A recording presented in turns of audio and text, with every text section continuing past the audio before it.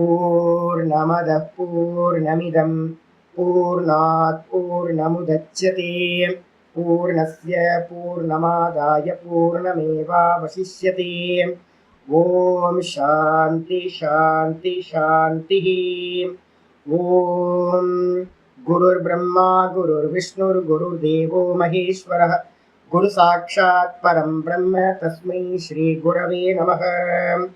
नारायणं पद्मभुवं वसिष्ठं शक्तिं च तत्पुत्रपराशरं च व्यासं सुखं गौडपदं महान्तं गोविन्दयोगेन्द्रमतास्य शिष्यं श्रीशङ्कराचार्यमतास्य पद्मपादं च हस्तामलकं च शिष्यं तं त्रोटकं वार्तिककारमन्यान् अस्मद्गुरून् सन्ततमानतोऽस्मि।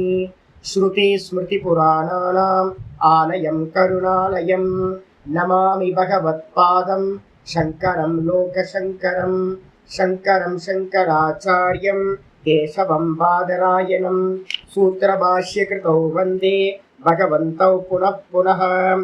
ईश्वरो गुरुरात्मेति मूर्तिभेदविभागिने व्योमवद्व्याप्तदेहाय दक्षिणामूर्तये नमः। सदाशिवसमारम्भां शङ्कराचार्यमध्यमाम् अस्मदाचार्यपर्यन्तां वन्दे गुरुपरम्पराम्। ॐ यो ब्रह्माणं विदधाति पूर्वं यो वै वेदांश्च प्रहिणोति तस्मै तं हदेवमात्मबुद्धिप्रकाशं मुमुक्षुर्वै शरणमहं प्रपद्ये। ॐ शान्ति शान्ति शान्तिः। ॐ असतो मा सद्गमय तमसो मा ज्योतिर्गमय मृत्योर्मामृतं गमय। ॐ शान्ति शान्ति शान्तिः। ॐ हरिः ॐ। ॐ सहना भवतु सहनौ भुनक्तु सह वीर्यं करवावहै तेजस्विनावधीतमस्तु मा विद्विषावहै। ॐ शान्ति शान्ति शान्तिः। ॐ शन्नो मित्रः शं वरुणः शन्नो भवद्वर्यमा शन्न इन्द्रो बृहस्पतिः शन्नो विष्णुरुक्रमः। नमो ब्रह्मणे नमस्ते वायो त्वमेव प्रत्यक्षं ब्रह्मासि त्वामेव प्रत्यक्षं ब्रह्म वदिष्यामि ऋतं वदिष्यामि सत्यं वदिष्यामि तन्मामवतु तद्वक्तारमवतु अवतु माम् अवतु वक्तारम्। ॐ शान्ति शान्ति शान्तिः। ॐ यश्छन्दसां वृषभो विश्वरूपः छन्दोऽभ्योऽद्यमृतात् सम्बभूव समेन्द्रो मेधया आस्पृणोतु अमृतस्य देवधारणो भूयासं शरीरं मे विचर्षणं जिह्वा मे मधुमत्तमा कर्णाभ्यां भूरि विश्रुवं ब्रह्मणः कोशोऽसि मेधया पिहितः श्रुतं मे गोपाय। ॐ शान्ति शान्ति शान्तिः। நம்ம பார்த்துக்கிட்டு இருக்கிறது தைத்திரிய உபனிஷத். தைத்திரிய உபனிஷத்தில் நம்ம சங்கர பாஷ்யம் பார்த்திங்கன்னா ஆரம்பிச்சிருக்கோம். சங்கரர் பார்த்திங்கன்னா 3 மங்களாச்சரணம் 3 ஸ்லோகங்களில் பண்ணியிருக்கார். நான் வாசிச்சிடுறேன். யஸ்மாஜாதம் ஜகத் சர்வம் யஸ்மின்னேவ பிரலீயதே येनेदं धार्यते चैव तस्मै ज्ञानात्मने नमः यैरिमे गुरुभिः पूर्वं पदवाक्यप्रमाणतः व्याख्याताः सर्ववेदान्ताः तान् नित्यं प्रणतोऽस्म्यहम्। तैत्तिरीयकसारस्य मया आचार्य प्रसादतः विस्पष्टार्थरुचीनां हि व्याख्येयं सम्प्रणीयते। ஆச்சாரியார் முதல்ல ஆத்ம நமஸ்காரம் பண்றார், தன்னையே தான் நமஸ்காரம் செஞ்சுக்கிறார். இப்போ நான் பார்த்தீங்கன்னா கோயில்களுக்கெல்லாம் நான் போகிறோன்னு வச்சுங்களேன். இப்போ நாங்கள் என்ன நமஸ்காரம் பண்ணுவோம் அப்படின்னா, நான் இப்போ பெரிய கோயிலுக்கு டெய்லி போகிறேன், கோபுரத்தை பார்த்து நமஸ்காரம் பண்ணுறோம். அப்படி நமஸ்காரம் பண்ணும்போது நான் ஒரு வார்த்தையை அடிக்கடி பயன்படுத்திக்கிட்டே இருக்கிறது. பிருகதாரண்யத்தில் ஒரு மந்திரம் இருக்கு, அந்தர்யாமி பிராமணம் அப்படின்னு ஒரு பிராமணம். அந்த அந்தர்யாமி பிராமணத்தில் ஒரு முக்கியமான மந்திரம் எல்லாத்துக்குள்ளாரையும் இருக்கு. பூமிக்குள்ளார இருக்கு, பூமிக்கு தெரியாது. அக்னிக்குள்ளார இருக்கு, அக்னிக்கு தெரியாது. வாயுக்குள்ளார இருக்கு, வாயுக்கு தெரியாது. இது மாதிரி பஞ்சபூத்தங்கள் எல்லாம் இருக்கு, ஆனால் பஞ்சபூத்தங்கள் அதை அறியாது. அதே மாதிரி கண்ணுக்கு உள்ளார கண்ணா இருக்கு, ஆனால் இந்த கண்ணுக்கு தெரியாது. காதுக்குள்ளார காதா இருக்கு, ஆனால் காதுக்கு தெரியாது. மூக்குக்கு உள்ளார மூக்கா இருக்கு, மூக்குக்கு தெரியாது. அப்படின்னு எல்லா இந்திரியங்கள்ல இருந்து எல்லாத்தையும், மனசுக்குள்ளார மனசா இருக்கு, ஆனா மனசுக்கு தெரியாது. புத்திக்குள்ளார புத்தியா இருக்கு, ஆனா புத்திக்கு தெரியாது. அதை அப்படிப்பட்டது எது சுவாமி அப்படின்னு கேட்டீங்கன்னா, எல்லாத்துக்குள்ளாரையும் இருந்துகிட்டு எல்லாத்தையும் இயக்கக்கூடியதுக்கு பேரு, அந்த ஈஸ்வர தத்துவத்துக்கு பேரு அந்தர்யாமி அப்படின்னு பேரு. அந்த அந்தர்யாமி தான் பாத்தீங்கன்னா, அந்தர்யாமி வேறையா அப்படின்னு கேட்டீங்கன்னா, இல்ல மந்திரம் சொல்லுது, ஏஷத ஆத்மா அந்தர்யாமி. இந்த ஆத்மா தான் நீ சொல்லிட்டு இருக்கேன். நான் ஒரு வார்த்தையை சொல்லிட்டு இருக்கேன். எப்ப பார்த்தாலும் நெஞ்சில கை வச்சு நான் நம்ம சொல்லிட்டு இருக்கமே, அந்த நான் அதுதான் பாத்தீங்கன்னா உன்னுடைய அந்தர்யாமி. அப்ப ஈஸ்வரனும் பாத்தீங்கன்னா அந்தர்யாமியா இருக்கிற ஈஸ்வரனும் நான் அப்படின்னு நான் சொல்லிக்கிட்டு இருக்கிற அந்த ஆத்ம தத்துவமும் வேற வேற இல்லை. மகா வாக்கியம் அது. ஏஷதாத்மா அந்தர்யாமி. இந்த ஆத்மாதான் உன்னுடைய இந்த அந்தர்யாமியா இருக்கின்றான். இந்த ஆத்மாதான் அந்தர்யாமி. ஆத்மாவும் அந்தர்யாமியும் வேற வேற இல்லை. உள்ள நான் தானே சுவாமி இருக்கேன் அப்படின்னா, அந்த நான் தான் பாத்தீங்கன்னா சர்வதேகங்களிலும் ஒரே நானா இருக்கு, அதுதான் பிரம்மமா இருக்கு அப்படின்னு பாத்தீங்கன்னா உபதேசம் சொல்லுது. அப்ப அதனால பாத்தீங்கன்னா கோயிலுக்கு போறோம். நான் பாத்தீங்கன்னா பெரிய கோயில நல்லா கை எடுத்து டெய்லி நமஸ்காரம் பண்ணி ராஜகோபுரத்துக்கு முன்னாடி என்ன பண்றோம் அப்படின்னு கேட்டீங்கன்னா, ஒரே ஒரு நமஸ்காரம் தான். சுவாமி நமஸ்காரம், நீ என்னவா இருக்க? எனக்குள்ளார அந்தர்யாமியா, எனக்குள்ளார நானா இருக்கின்றாய். அப்ப பாத்தீங்கன்னா நம்ம பாத்தீங்கன்னா வெளியில பண்ற நமஸ்காரம் என்ன அப்படின்னு கேட்டீங்கன்னா, அதுல எஸ்டாப்ளிஷ் ஆகணும். ஞானம் சப்தமா படித்தமா இருக்கு, ஆனா பாத்தீங்கன்னா அர்த்தமா உள்ள ஞானமா அதுல எஸ்டாப்ளிஷ் ஆகிறதுக்காக நம்ம திரும்ப திரும்ப திரும்ப இந்த நமஸ்காரத்தை பண்ண வேண்டியது ரொம்ப அவசியம். மந்திரங்கள் எல்லாம் சொல்லுது பாத்தீங்கன்னா, ஈஸ்வரன்ட்டு தான் இந்த ஜெகத் எல்லாம் உண்டாச்சு, ஈஸ்வரன்ட்டு தான் நிலைச்சிருக்கு. ஈஸ்வரன்ட்டையே பாத்தீங்கன்னா லயத்தையும் அடையும் காரணகர்த்தா யாரு அப்படின்னு கேட்டீங்கன்னா அந்த பரமேஸ்வரன் தான் அப்படின்னு சொல்லுது. அதே பாத்தீங்கன்னா ஆத்மால இருந்து பார்த்தோம்னா கைவல்ய உபனிஷத் சொல்லுது, என்னிடத்திலிருந்தே இந்த ஆத்மா இந்த ஜெகத்தானது உண்டாயிற்று, என்னிடத்திலேயே இந்த ஜெகத்தானது நிலை பெற்று இருக்கு, இந்த என்னிடத்திலேயே இந்த ஜெகத் பாத்தீங்கன்னா லயத்தையும் அடையும் அப்படின்னு சொல்லுது. கொஞ்சம் புத்திசாலிகளா இருந்தோம் அப்படின்னா நம்ம என்ன பண்ணலாம், ஃபர்ஸ்ட் பர்சன் செகண்ட் பர்சன் வச்சுக்கிட்டு பார்த்தோம் அப்படின்னா, இந்த உலகம் இருக்குன்னு சொல்றது பாத்தீங்கன்னா யார் சொல்றா? நான் தான் சொல்றேன். இந்த உலகம் இருக்கு அப்படின்னு சொல்றது நான் தான். என்னிடத்துல தான் பார்க்கின்ற என்னிடத்தில் தான் இந்த உலகம் நிலை பெற்று இருக்கு. எங்க இருந்து வந்துச்சு அப்படின்னா, ஈஸ்வரனா மண்ணாங்கட்டியா தூக்கி போடு, யார் இருந்தாலும் ஈஸ்வரனாக மண்ணாங்கட்டியா. எங்க இருந்து வந்துச்சு இந்த உலகம்?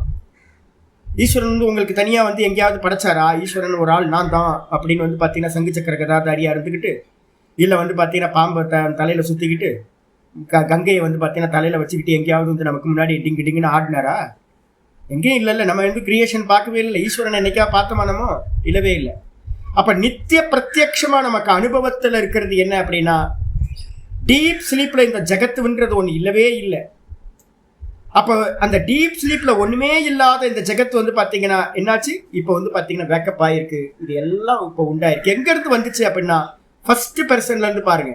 செகண்ட் தேர்ட் பர்சன்ல இருந்து பாத்தீங்கன்னா உங்களுக்கு சொல்யூஷனுக்கு போகவே முடியாது. பார்க்கின்ற நான் இருக்கிறதுனால தான், என்னிடத்திலிருந்து தான் இந்த ஜெகத்து வந்து பாத்தீங்கன்னா உண்டாயிருக்கு. திரும்ப என்னிடத்திலேயே இந்த ஜெகத்து லயமாயிடும். இந்த ஜெகத்தை பார்க்கறதுக்கு நான் இருக்கிறதுனால தான் இந்த ஜெகத்து இருக்கு. அப்ப வாஸ்தவத்துல வந்து பாத்தீங்கன்னா அந்த நான் அப்படின்னு சொல்றதுதான் பரபிரம்ம சுரூபம். ஜீவனும் பிரம்மமும் வேறில்லை. அப்ப இருக்கிறது வந்து பாத்தீங்கன்னா ஜீவோ பிரம்மைவ நாப்பரகா, ஜீவன் பிரம்மத்துக்கு அந்நியமா வேறானவன் இல்லவே இல்லை, ரெண்டும் ஒரே தத்துவம் தான் அப்படின்னு வந்து பாத்தீங்கன்னா மகா வாக்கியத்தையே வந்து பாத்தீங்கன்னா ஆச்சாரியர் என்ன பண்ணியிருக்கார், மங்களாச்சரணத்துல ஆத்ம நமஸ்காரமா பண்றார். இதை வந்து முமுட்சுக்கள் வந்து பாத்தீங்கன்னா நம்ம என்ன பண்ணலாம், நித்தியம் பண்ணலாம். ஒரு மனசுல வச்சுக்கோங்க. வெளியில வந்து பாத்தீங்கன்னா பாருங்க, ஆனா வெளியில பாக்குற ஈஸ்வரன் வந்து பாத்தீங்கன்னா என்னவா இருக்காரு, உள்ளுக்குள்ளார ஆத்மாவா அகம் அகம் அகம்னு சதா ஸ்புரணமா இருக்கார் எனக்குள்ளார. அப்ப நான் வெளியில நமஸ்காரம் பண்றதா இருக்கட்டும், அந்த வெளியில நமஸ்காரம் பண்றது வாஸ்தவத்துல எங்க நமஸ்காரம் பண்றேன், உள்ள இருக்கிறவனுக்கு தான் நமஸ்காரம் பண்றேன். இந்த மொத்த ஜெகத்தும் வந்து பாத்தீங்கன்னா என்னது, ஜெகன் மித்யா பிரம்ம சத்தியம், ஜீவோ பிரம்மைவ நாப்பரகா. நான் பார்க்கிறது எல்லாம் பொய். எந்த மூர்த்தங்கள் நான் வச்சிருந்தாலும், திருவண்ணாமலை பெரிய சிவலிங்கம் வந்து பார்த்தீங்கன்னா அருணாச்சலேஸ்வரன் எவ்வளோ பெருமையாக சொல்லிக்கிட்டாலும் வந்து பார்த்தீங்கன்னா எதெல்லாம் நான் பார்க்கிறேனோ அறிகின்றேனோ அதெல்லாம் அந்த நாமரூபங்கள் எல்லாம் வாஸ்தவம் இல்லை, பொய். அப்போ அந்த சிவபெருமான் எங்கே இருக்கார் அப்படின்னு கேட்டிங்கன்னா எனக்குள்ளார ஆத்மாவா இருக்கார். அதான் சத்தியம். எல்லா திருஷ்யங்களையும் நீங்கள் நீக்கினதுக்கு பிறகு திரஷ்டா மட்டும்தான் வந்து பார்த்தீங்கன்னா மிச்சம் இருப்பான். அந்த திரஷ்டாக்கு பேரு தான் சாட்சியின் பேரு, அவன்தான் பிரம்மஸ்வரூபம். அப்போ வந்து பார்த்தீங்கன்னா நம்ம நமஸ்காரம் வெளியில வந்து ஆக்ஷன் பண்ணலாம், மற்றவங்க எல்லாம் பார்ப்பாங்க சாமியும் நமஸ்காரம் பண்றாரு, கோயிலுக்கு போறாரு, எல்லாம் பண்றாருன்னு. ஆனா நமஸ்காரம் எங்க நடக்கும், உள்ளுக்குள்ளாரதான் வாஸ்தவத்துல நமஸ்காரம் பண்ண முடியும். அப்போ ஒரு முமுட்சு வந்து பார்த்தீங்கன்னா இந்த ஆத்ம நமஸ்காரத்தை நித்தியம் வந்து பார்த்தீங்கன்னா பண்ணணும், அபேத திருஷ்டியோட வச்சுக்கணும். ரெண்டாவது வந்து பார்த்தீங்க அப்படின்னா என்ன பண்ணணும், குருநாதர்கள்ட்ட எப்பவுமே வந்து பார்த்தீங்கன்னா ஒரு தேங்க்ஸ்ஃபுல்னஸ் எப்பவுமே இருக்கணும். இந்த வித்யாவை வந்து பார்த்தீங்க அப்படின்னா யார்கிட்ட இருந்து வந்துச்சு அப்படின்னா பரம்பரையா நமக்கு வந்து பார்த்தீங்கன்னா குருநாதர்கள் மூலமா வந்திருக்கு. அதனால வந்து பார்த்தீங்கன்னா நம பரம ரிஷிபியா நம பரம ரிஷிபியா மந்திரம் வந்து பார்த்தீங்கன்னா எப்பவுமே நினச்சிக்கணும்.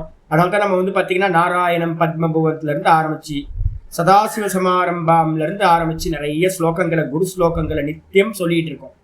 அப்ப அந்த தேங்க்ஸ்ஃபுல்னஸா இருந்துகிட்டு குருவால தான் இந்த ஞானம் நமக்கு கிடைச்சிருக்கு, அவங்களுக்கு அந்த பரம்பரைக்கு வந்து பார்த்தீங்கன்னா நமஸ்காரம் பண்றது. இது எப்பவுமே நித்தியம் பண்ணணும். ஆத்ம நமஸ்காரமும் பண்ணிக்கணும், கூட வந்து பார்த்தீங்கன்னா குரு சம்பிரதாயத்துக்கும் நமஸ்காரம் பண்ணணும். இதை பண்ணதுக்கு பிறகு ஆச்சாரியர் என்ன பண்றார் அப்படின்னு கேட்டீங்கன்னா, ஆச்சாரியாருக்கு எங்கிருந்து இந்த வித்யா கிடைச்சது, குரு இல்லாத வித்யா சுட்டு போட்டாலும் வராது. நம்ம சாதாரணமாக லௌகிகத்தில் சொல்றது, அப்படியே சாந்தோக்கியத்தில் சொல்றது வந்து பார்த்தீங்கன்னா குரு இல்லாத வித்யா வந்து பார்த்தீங்கன்னா பலித்தமாகுமா சுவாமி அப்படின்னு கேட்டிங்கன்னா இருக்காது. ஆச்சாரியவான் புருஷோ வேத, சாந்தோக்கியத்தில் வந்து பார்த்தீங்கன்னா முக்கியமான மந்திரம். ஆச்சாரியரை உடையவன் மட்டும்தான் இந்த ஆத்மாவை அறிவான். ஆச்சாரியர் இல்லை அப்படின்னா இந்த ஆத்மாவை அறிய முடியாது. மர்மங்களை வந்து பார்த்தீங்கன்னா சூக்ஷ்ம தத்துவத்தை ஒரு சைத்தன்யமா இருக்கக்கூடிய ஆச்சாரியார் முன்னாடி இருக்கணும். ஒரு போட்டோல இருந்து நமக்கு நாலேஜ் கிடைக்காது.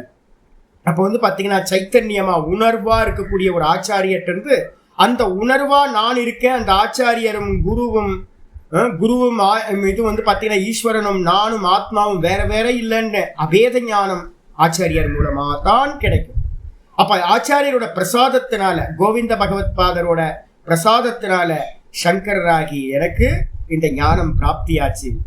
அதை வந்து பார்த்தீங்கன்னா ரிஷீரணம் காரணமா இந்த லோக்க கைங்கரியத்துக்காக நான் என்ன பண்றேன், யாரெல்லாம் வந்து பார்த்தீங்கன்னா பின்னாடி வருவாங்களோ இந்த தைத்திரியத்தை வந்து பார்த்தீங்கன்னா சரியா புரிஞ்சுக்கணும், இதோட உள்ளபடி அர்த்தம் எடுக்கணும் அப்படின்றதுக்காக விஸ்பஷ்டார்த்த ருச்சினாமி, யாரெல்லாம் இதை தெளிவா புரிஞ்சுக்கணும்னு ஒரு ஆசை இருக்கோ, உள்ள ருச்சி இருக்கோ, அவங்களுக்காக நான் என்ன பண்றேன், இந்த பாஷ்யத்தை வந்து பார்த்தீங்கன்னா நான் பண்ணுகின்றேன். நன்றாக இந்த வியாக்கியானத்தை, இந்த சங்கர பாஷ்யத்தை நான் செய்கின்றேன் அப்படின்னு சங்கரர் என்ன பண்ணிட்டார், பிரதிஜ்ஞா பண்ணிட்டார்.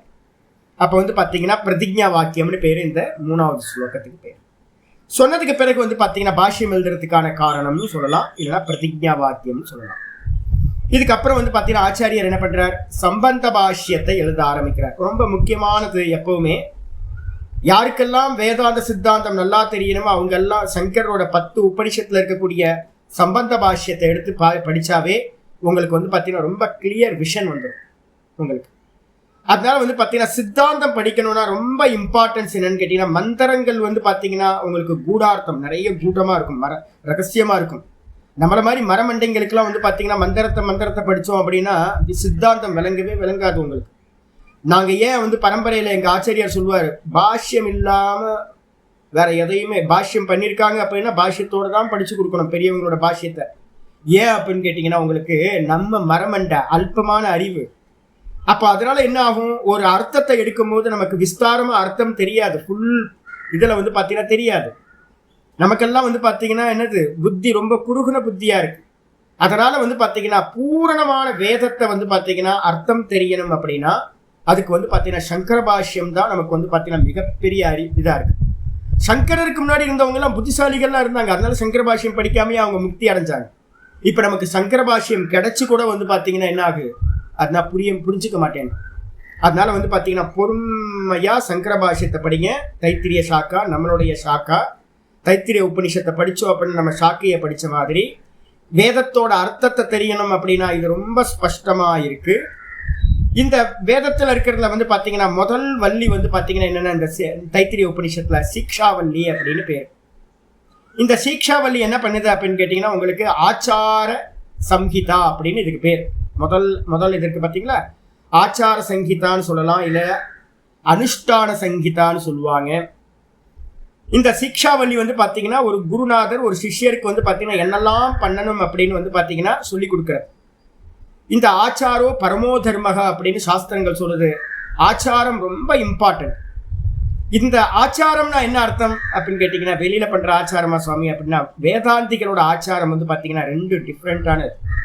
என்ன அப்படின்னு கேட்டிங்கன்னா கர்மம் கர்மயோகம், அப்புறம் ஞானம் ஞான நிஷ்டா. இந்த கர்மயோகத்துக்குள்ளார என்ன வந்துடுது அப்படின்னு கேட்டிங்கன்னா கர்மயோகத்துக்குள்ளார நம்மளோட நித்திய கர்மங்களை பண்ணக்கூடிய நிஷ்காமியமாக பண்ணக்கூடிய கர்ம அனுஷ்டானம் கூட நிஷ்காமியமாக பண்ணக்கூடிய உபாசனை. அப்போ இந்த 2த்துக்கும் வந்து பார்த்தீங்கன்னா எது நமக்கு உதவியாக இருக்குமோ அதை தான் மற்றதில் வெளியில் இருக்கக்கூடிய ஆச்சரணங்கள் எல்லாம். சத்தியம் பேசுறது, தர்மத்தில் ஃபாலோ பண்ணுறது, இது மாதிரி நிறைய சொல்ல போகுது. சத்தியம் வத தர்மம் சர இதெல்லாம் சொல்ல போகுது. அப்போ வந்து பார்த்தீங்கன்னா மற்ற எல்லாரும் எதுக்காக அப்படின்னு கேட்டிங்கன்னா மற்ற நம்ம வெளியில் அனுஷ்டானம் பண்ணுற ஆச்சரணங்கள் எல்லாம் வந்து பார்த்தீங்கன்னா நிஷ்காமிய கர்ம அனுஷ்டானம், நிஷ்காமிய உபாசனம், இந்த 2த்தை பேஸ் பண்ணி தான் மற்ற எல்லாமே இருக்கிறது. இதுக்கப்புறம் வந்து பார்த்தீங்கன்னா பிரம்ம வித்யா வந்து பார்த்தீங்கன்னா நம்ம உள்ளே போயிடுவோம். பிரம்மானந்த வள்ளி அப்படின்னும் பிருகுவல்லி அப்படின்னும் 2 வள்ளிகள் வந்து பார்த்தீங்கன்னா பிரம்ம ஜானத்தை கொடுக்கறதுக்காக சொல்லப்பட்டிருக்கு. அப்போ வந்து பார்த்தீங்கன்னா ஆச்சார வள்ளியில் கர்ம உபாசனைகள் சொல்லிடும். கர்ம உபாசனைகளை முடிச்சவனுக்கு வந்து பார்த்தீங்கன்னா ஞானம் வந்துடும். அப்போ இந்த தைத்திரிய சாக்கியோட கான்செப்ட் என்ன சுவாமி அப்படின்னு கேட்டிங்கன்னா கர்மம் உபாசனா ஞானம் 3 தான். கர்மம் உபாசனா ஞானம் இந்த 3 சொல்ல வருது. இந்த விஷயத்தை சொல்லும் போது வந்து பார்த்தீங்கன்னா என்ன ஆயிடுச்சு, நம்மளுடைய இன்ஃப்ளூயன்ஸ் வந்து பார்த்தீங்க அப்படின்னா சவுத் இந்தியாவில் இன்ஃப்ளூயன்ஸ் யாரு, நார்த் இந்தியாவில் இன்ஃப்ளூயன்ஸ் யாரு அப்படின்னு வந்து பார்த்தீங்கன்னா 2ஆக பிரிச்சுங்க. சவுத் இந்தியா ஃபுல்லாக இன்ஃப்ளூயன்ஸ் வந்து பார்த்தீங்க அப்படின்னா எல்லாம் வந்து பார்த்தீங்கன்னா பூர்வபாகத்தை பிரமாணமாக வச்சிருக்க கர்மகாண்டிகள் தான் வந்து பார்த்தீங்கன்னா வேதத்தோட பூர்வபாகத்தை மட்டும் வச்சிருக்கிற கர்மகாண்டிகள் மட்டும்தான் வந்து பார்த்தீங்கன்னா இன்ஃப்ளூயன்ஸ் பண்ணி வச்சிருக்காங்க. அதுக்கப்புறம் நார்த் இந்தியாவில் போனீங்க அப்படின்னா சாதுக்கள் வந்து பார்த்தீங்கன்னா அதிகமான எண்ணிக்கையில் இந்த ஞான அபியாசத்தை படிச்சுக்கிட்டு இருக்கிறதுனால பண்ணிக்கிட்டு இருக்கிறதுனால அங்கே வந்து பார்த்தீங்கன்னா ஞானம் வந்து பார்த்தீங்கன்னா பிரதானமாக சொல்லப்படும். சவுத்தில் கர்மம், நார்த்தில் வந்து பார்த்தீங்கன்னா ஞானம், இந்த 2 வந்து பார்த்தீங்கன்னா ரொம்ப டீப்பாக இருக்கும்.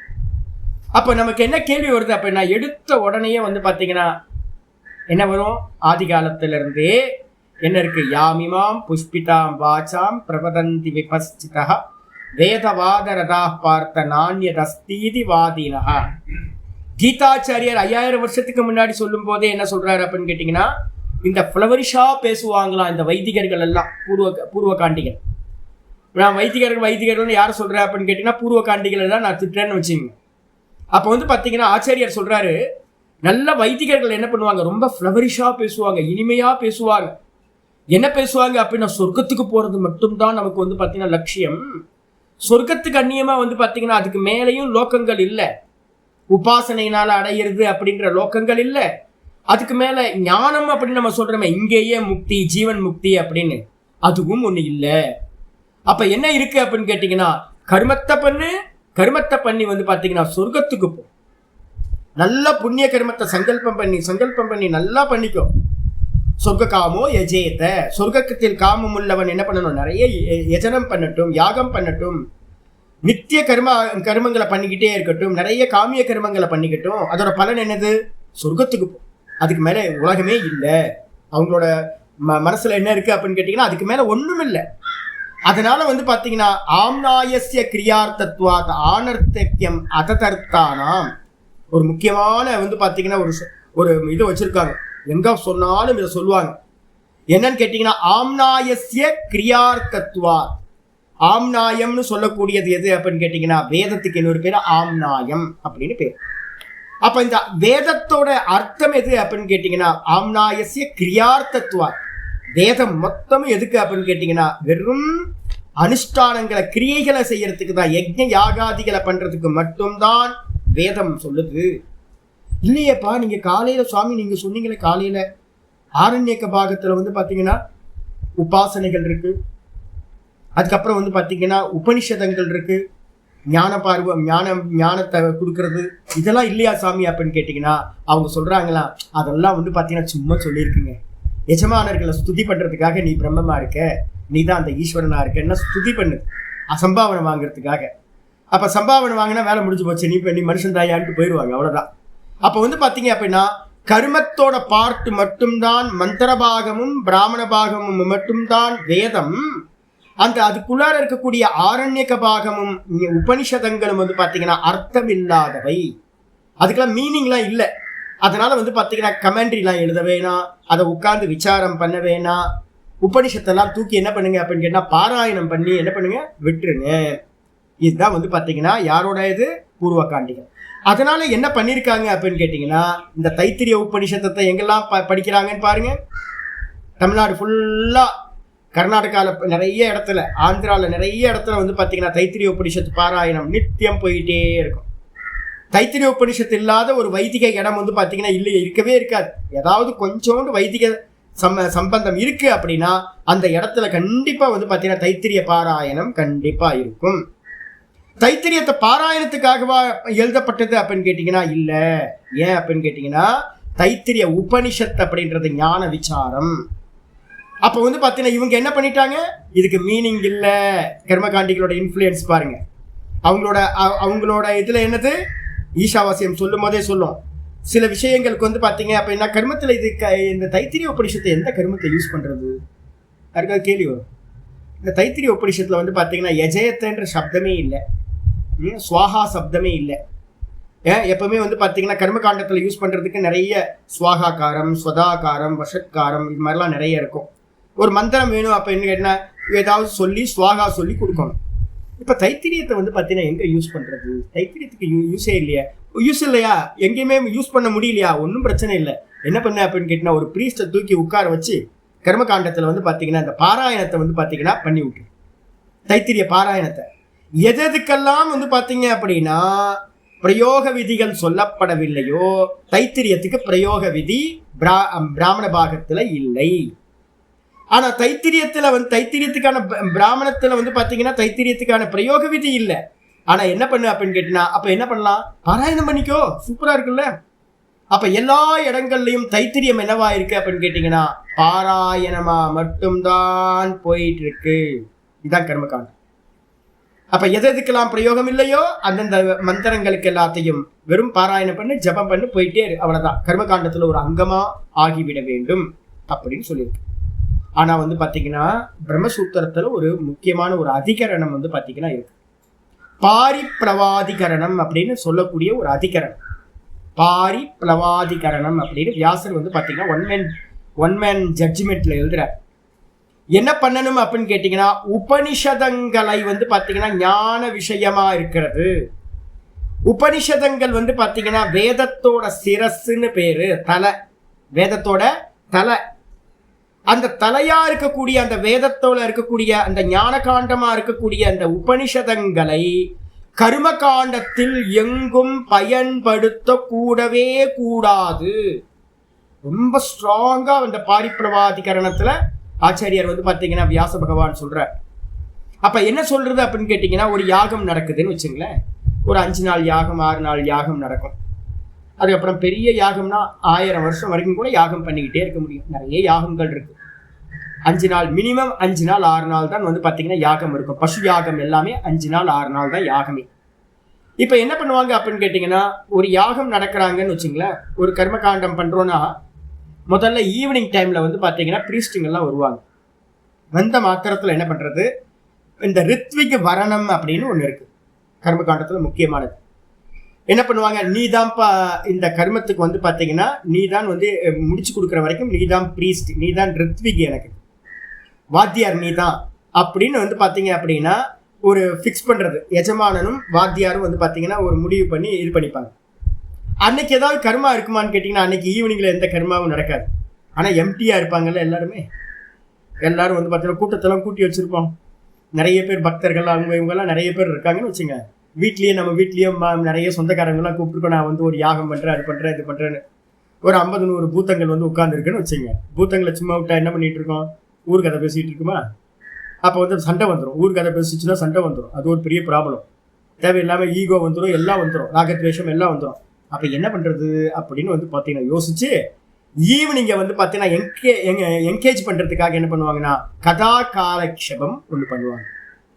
கதா காலக்ஷேபம் பண்ணும் போது பௌராணிகர்களை கூப்பிட்டு புராண கதைகளை வந்து பாத்தீங்கன்னா சொல்லுவாங்க. பாகவதத்தை புராணத்தை சொல்றது, இது மாதிரி மகாபாரதத்தை சொல்றது, வில்லி பாரதம் சொல்றது, இது மாதிரி நிறைய வந்து பாத்தீங்கன்னா நாராயணியத்தை சொல்றது, இது மாதிரி நிறைய கதா காலக்ஷேபம் வந்து பாத்தீங்கன்னா பண்ணுவாங்க. பக்த கதைகள்லாம் சொல்லிட்டு இருக்கிறது. இதுல இந்த 4 நாள் ஈவினிங்லையும் இந்த கதைகள் எல்லாம் போகும். அந்த கதைகள்ல கூட நச்சிகேதஸ் தான் யம தர்மராஜாட்ட இந்த விசாரம் நடந்துச்சுன்னு ஒரு கதையை சொல்லக்கூடாது. சத்தியகாமன் வந்தா சத்தியகாமனோட வந்து பாத்தீங்கன்னா அவருக்கு அந்த கதையில இருக்கக்கூடிய அம்சங்கள்லாம் இருக்கு. அவர் மாடு மேய்க்க சொன்னாரு, 1000 மாடு கொண்டு வந்தோனதுக்கு அப்புறம் தான் உபதேசம் பண்ணாருன்னு சொல்லக்கூடாது. ஸ்வேதகேதுவோட கதையை சொல்லக்கூடாது, சத்தியகாமனோட கதையை சொல்லக்கூடாது, நச்சிகேதஸோட கதையை சொல்லக்கூடாது, பிப்பலாத மகரிஷியிட்ட யாரெல்லாம் வந்தா அந்த கதையெல்லாம் சொல்லக்கூடாது.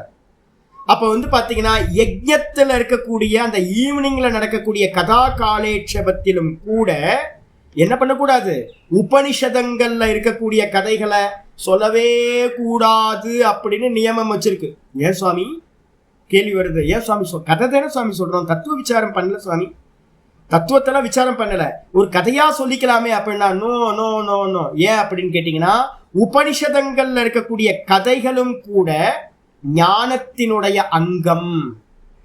ஞானத்தை வந்து பாத்தீங்கன்னா நம்ம பிரிஸ்கிரைப் பண்றோம் அப்படின்னா அந்த ஞானத்தை எப்படி ஸ்வீகாரம் பண்ணணும், அந்த ஞானத்தை எப்படி வந்து உபதேசம் பண்ணணும் அப்படின்னு சிஷ்யனுக்கும் ஆச்சாரியருக்கும் உள்ளக்குள்ள நியமங்களை வந்து பாத்தீங்கன்னா கண்டிஷன்ஸ் எல்லாத்தையும் சொல்லக்கூடியது ஞானத்திற்கு அங்கமாதான் உபனிஷத கதைகளும் இருக்கின்றன.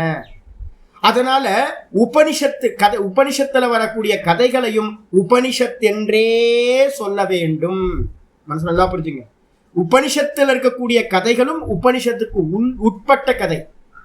அதை கொண்டுட்டு வந்து பாத்தீங்கன்னா ஏதோ ஒரு ரிச்சுவல் யாகம் நடக்கக்கூடிய அந்த சடங்குகள் நடக்கக்கூடிய இடத்துல கூட என்ன பண்ணக்கூடாது, சொல்லவே கூடாது. ஏன் சுவாமி அப்படின்னா ராஜாவை தூக்கிட்டு வந்து ஒரு கிளர்க்கு வீட்டுல வந்து பாத்தீங்கன்னா 2ஆம் தரமா உட்கார வைக்க கூடாது. ராஜாவை வந்து ஒரு கிளர்க்கு வீட்டுக்கு வந்துருவாரா, ஒரு சேவகனோட வீட்டுல கல்யாணத்துல வந்து உட்கார்ந்துக்கிட்டு அவர் வந்து பாத்தீங்கன்னா 3rd பர்சனா இருக்க முடியுமா, 4th பர்சனா இருக்க முடியுமா? அப்போ என்ன பண்ணணும் அப்படின்னு கேட்டீங்கன்னா எந்த இடத்துலலாம் உபனிஷதங்களை யூஸ் பண்றோமோ அந்த இடத்துல ராஜாவா உபனிஷத்து மட்டும்தான் இருக்கணும். நீங்க எங்கேயாவது உபனிஷத்தை சொல்றீங்கன்னா அந்த இடத்துல கர்மம் ராஜாவா இருக்க முடியாது. கர்மம் வந்து பாத்தீங்கன்னா ஞானத்தை காட்டிலும் தாழ்ந்தது. கர்மனா பித்ருலோக, கர்மத்தினால் நீங்க சொர்க்கத்து வரைக்கும் தான் போக முடியும், அதுக்கு மேல போக முடியாது. அப்போ வந்து பாத்தீங்கன்னா இந்த கர்மத்தை வந்து பாத்தீங்கன்னா எங்கெங்கெல்லாம் பிரயோகிக்கிறோமோ அங்கெல்லாம் வந்து பாத்தீங்கன்னா என்ன பண்ணக்கூடாது, ஞான விஷயத்தை வந்து பாத்தீங்கன்னா கொண்டுட்டு வரக்கூடாது. ஞானம் ராஜா மாதிரி. ஞானம் கர்மத்தோடு சேரவே சேராது. அப்படின்னு வந்து பார்த்தீங்கன்னா வச்சுக்கணும். எனக்கு தெரிஞ்ச ஒரு சுவாமி என்ன பண்ணார் அப்படின்னு கேட்டிங்கன்னா, ஒரு சண்டி ஹோம ஸ்பெசிட்டார் சுவாமி. அவர் வந்து பார்த்தீங்கன்னா எத்தனையாவது 25வது நட்சத்திர சண்டி ஹோமம் பண்ணுற சுவாமி. பெரிய ரொம்ப ரொம்ப பொறுமை வேணும். நட்சத்திர சண்டி ஹோமம்னா 27 நட்சத்திரம் தானே, 27 × 25. அந்த 27 நட்சத்திரத்துக்கும் சண்டி ஹோமம் பண்ணுறது. அதை 25வது முறை பண்ணுறார். என்னை கூப்பிட்டுருந்தார், நான் போயிருந்தேன். நாங்கள் ஒரு 4-5 சிஷியர்களோடு சேர்ந்து போயிருந்தோம். சாமி வந்து பார்த்தீங்கன்னா நல்லா பேசுவார். ஆரம்பத்தில் வந்து பார்த்தீங்கன்னா கொஞ்சம் ஆசீர்வாதம்லாம் சொல்லி நல்லா பேசி முடிச்சிட்டேன். அப்புறம் ஒரு 4-5 பேர் வந்து பார்த்தீங்க அப்படின்னா என்ன பண்ணுறாங்க, 4-5 பேர் சாதுக்கள்லாம் கூப்பிட்டுருக்காங்க. இப்போ நம்ம சொல்கிற இந்த பாரிப்பளவாதிகரணம் இதெல்லாம் வந்து யாருக்கும் தெரியாது. யாரும் பிரம்மசூத்திரம் வரைக்கும் யாரும் படித்ததும் இல்லை. அப்போ என்னன்னு கேட்டிங்கன்னா, அறகுறை அறிவோடு இருக்கிறவங்க, வேதாந்தம் தெரியும் ஆனால் அறகுறை அறிவோடு இருக்காங்க. இந்த பப்ளிக் வந்திருக்கிறது எல்லாமே சுவாமி வந்து 10 நாளாக வந்து பார்த்தீங்கன்னா 10 நாள் 15 நாளாக இருந்து சண்டி ஹோமம் பண்ணுறாரு. ஒரு சங்கல்பம் மட்டுமே குறைஞ்சபட்சம் வந்து பார்த்தீங்கன்னா ஒரு காலையில் அதுக்குன்னே வந்துடுவாங்க. ஆள் வந்துட்டு வந்து பார்த்தீங்கன்னா ஒரு 100, 200, 300, 400 சங்கல்பங்கள் இருக்கும். யோசிச்சு பாருங்கள், 300, 400 சங்கல்பத்தை படிக்கிறதுக்கு எவ்வளோ டைம் எடுக்கும்? 3 மணி நேரம் 4 மணி நேரம் சங்கல்பம் மட்டுமே நடக்கும். அதுக்கப்புறம் சாமி வந்து என்ன பண்ணுவார் அப்படின்னா ஹோமம் பண்ணிட்டு போயிடுவார். இதான் நடந்துட்டு இருக்கும். அப்போ சங்கல்பம் பண்ண வரவங்களாம் என்ன சங்கல்பம் இருக்கும்? தனம், தானியம், பகுபுத்திர லாபம், சதசம்பத்சரம், தீர்க்கமாயு, இவ்வளவுதான். அப்போ நான் என்ன பண்றேன் அப்படின்னா உட்கார்ந்து பார்த்துட்டு இருக்கேன். என்னன்னு பார்த்துட்டு இருக்கோம். அந்த பப்ளிக் ஃபுல்லா வந்து பார்த்தீங்கன்னா பெரிய காமத்தோட வந்து பார்த்தீங்கன்னா வந்து உட்கார்ந்துருக்க. சண்டி ஹோமத்தில் நம்ம ஆகுதி கொடுக்கறதுல நம்ம சங்கல்பம் பண்ணிட்டோம் அப்படின்னா நமக்கு வந்து பார்த்தீங்கன்னா சத்ரு நாசமாவான், நல்ல ஐஸ்வர்யம் கிடைக்கும், நமக்கு நல்ல லேண்டு கிடைக்கும், நம்ம பொண்ணுக்கு கல்யாணம் ஆகிடும், பேர குழந்தை கிடைச்சிரும், பொண்ணு பிறந்துருவான், புள்ள பிறந்துருவான், பிஸ்னஸில் ப்ராப்ளம் இருக்காது, கடன்லாம் நிவர்த்தி ஆகும். இது மாதிரி தான் அந்த கூட்டம் வந்து பார்த்தீங்கன்னா உட்கார்ந்து. இங்கே வந்து பார்த்தீங்கன்னா சுவாமி பேசி முடிச்சதுக்கு அப்புறம் என்னாச்சு, ஒரு 4 பேர் வந்து பேசுகிறாங்க. அந்த பேசுகிற பேச்செல்லாம் பார்த்தீங்கன்னா உச்சகட்ச வேதாந்தத்தை எடுத்து பேசிக்கிட்டு இருக்காங்க. அகம் பிரம்மாசி, தத்துவசி, மண்ணாங்கட்டி, புண்ணாக்கு அப்படின்னு. எனக்கு சிரிப்புனா சிரிப்பு. என்ன அப்படின்னு கேட்டிங்கன்னா, வந்திருக்க ஒருத்தருக்கும் அதில் தாற்பயமே இல்லை. ஏன் அப்படின்னா இந்த ஆடியன்ஸ் வேற, வேதாந்தத்துக்கான ஆடியன்ஸ் ஸ்ரோதாக்கள் வேற. அப்போ வந்து பார்த்தீங்கன்னா நீங்கள் கர்மத்தில் வந்து பார்த்தீங்கன்னா 100% லௌகிக காமத்தை உடையதுக்காக தான் இந்த கர்மங்கள் செய்யப்படுது. இந்த இடத்துல போய் நீங்கள் வேதாந்தத்தை பேசுனீங்க அப்படின்னா என்ன ஆகும்? யாரும் கேட்க மாட்டேன். இவங்க பேசுறது எல்லாமே வேஸ்டா. நான் பார்த்துக்கிட்டே இருந்தேன், ஐயோ இவங்க வேஸ்டா பேசிக்கிட்டு இருக்காங்க. ஏன்னா யாருக்கும் அந்த ப்ரிப்பரேஷனே இல்லை. இப்போ நமக்கு வந்து பார்த்தீங்கன்னா எல்லாரும் சாந்தமாக உட்காந்து பாடம் கேட்குறோமா, நம்மளோட மைண்டு நல்லா ஃபோக்கஸ்டாக இருக்கா. ஆனால் வந்து பார்த்தீங்கன்னா கர்மகாண்டத்தில் அங்கே உட்கார்ந்துருக்கவங்களோட ஃபோக்கஸ் வந்து இல்லவே இல்லை. அப்போது முக்கியமானது ஒன்று தெரியுது, என்ன அப்படின்னா எந்த கான்டெக்ஸ்டில் என்ன பேசணும் அப்படின்றது ஒரு முக்கியமான தெரியணும். அப்போ கர்மகாண்டம் நடந்துகிட்டு இருக்க இடத்துல நீங்கள் ஞான காண்டத்தை பிரயோகம் செய்யக்கூடாது. இதான் பாரிப்பளவாதிகரணம் அப்படின்னு பிரம்மசூத்திரத்தில் சொல்லப்பட்ட அதிகரணத்தோட விஷயம்.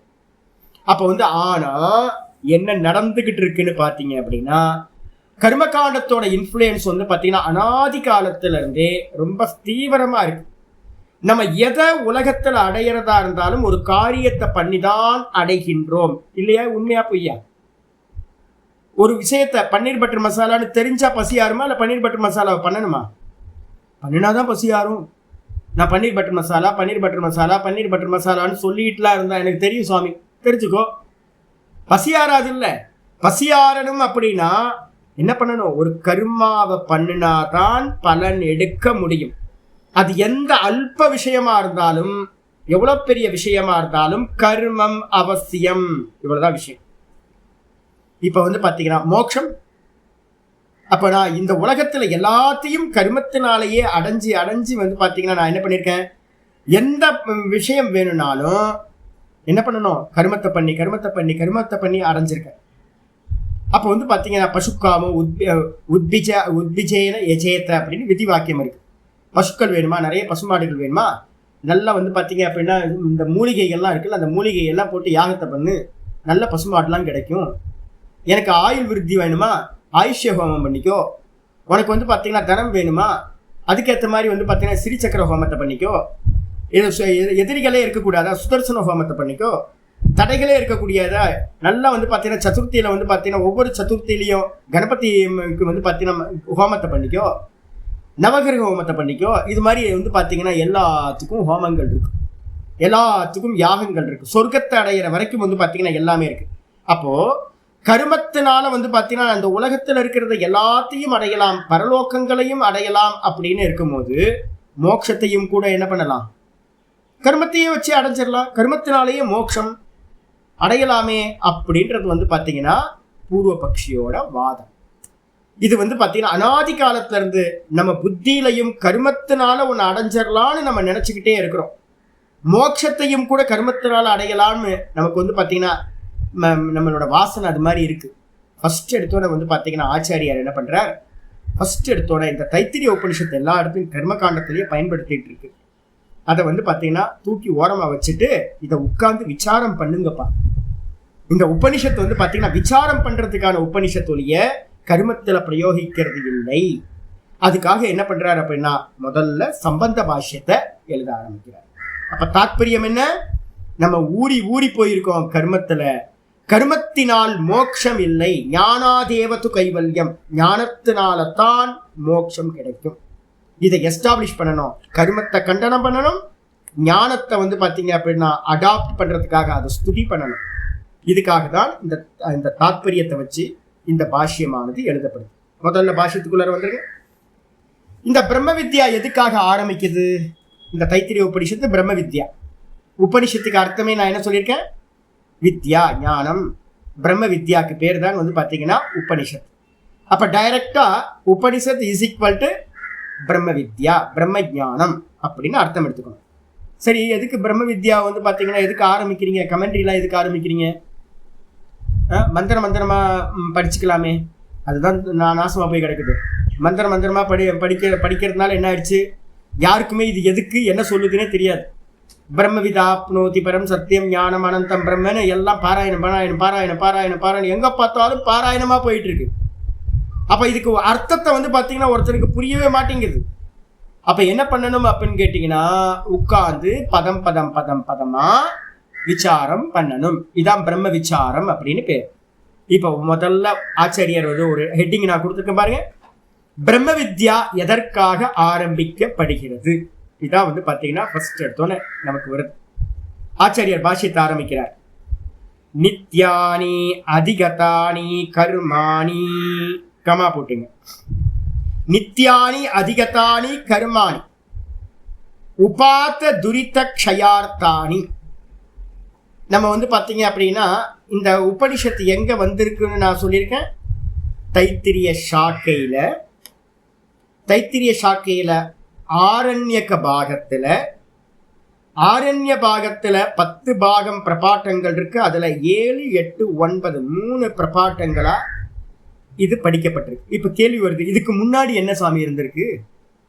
7, 8, 9 வரைக்கும் நீங்க வந்து பாத்தீங்கன்னா உபனிஷத்துன்னு சொல்றீங்க, அதுக்கு முன்னாடி பார்ட்ல எல்லாம் என்ன இருந்திருக்கணும் அப்படின்னு கேட்டீங்கன்னா அதை தான் இங்க ஆச்சாரியர் சொல்றாரு. நித்யானி அதிகதானி கர்மாணி, இதுக்கு முன்னாடி எல்லாம் வந்து பாத்தீங்கன்னா நித்திய கர்ம அனுஷ்டானங்கள் நித்தியம், நைமித்திகம், காமியம், இந்த கர்மங்களோட அனுஷ்டானங்கள் எல்லாம் 6வது பிரபாட்டம் வரைக்கும் சொல்லி முடிச்சாச்சு. அதிகதானி அப்படின்னா சென்றவை அர்த்தம், சொல்லி முடிக்கப்பட்டவை. சரி, அதெல்லாம் எதுக்கு சுவாமி? கர்மங்கள்லாம் வந்து பார்த்தீங்கன்னா டைரக்டா வெறும் உபனிஷத்து மட்டும் வைக்க வேண்டியது தானே அப்படின்னா இல்ல, அந்த கர்மங்கள் எல்லாம் எதுக்காக அப்படின்னா உபாத்த துரித க்ஷயார்த்தானி. உபாத்தம் அப்படின்றதுக்கு அர்த்தம் என்ன அப்படின்னு கேட்டீங்கன்னா சம்பாதிக்கப்பட்டவைகளுக்கு பேர் உபாத்தம்னு பேர். நம்ம வந்து ஜென்மாந்தரங்கள்ல அநேக ஜென்மங்களா நிறைய பாப்பங்களை சேர்த்து வச்சுட்டு வந்திருக்கோம்ல, இந்த பாப்பங்களை வந்து பார்த்தீங்கன்னா நாசம் பண்ணணும், க்ஷயம் பண்ணணும் அப்படின்னா அதுக்கு என்ன பண்ணணும் அப்படின்னா முதல் ஸ்டெப் வந்து பார்த்தீங்கன்னா நம்ம ஸ்பிரிச்சுவல்குள்ளார முதல்ல வரோம் அப்படின்னா முதல்ல கர்ம அனுஷ்டானம், கர்மம். முதல் ஸ்டெப் என்னது? கர்மம். 2வது ஸ்டெப் என்னது? கர்மயோகம். 3வது ஸ்டெப் என்னது? ஞானம்.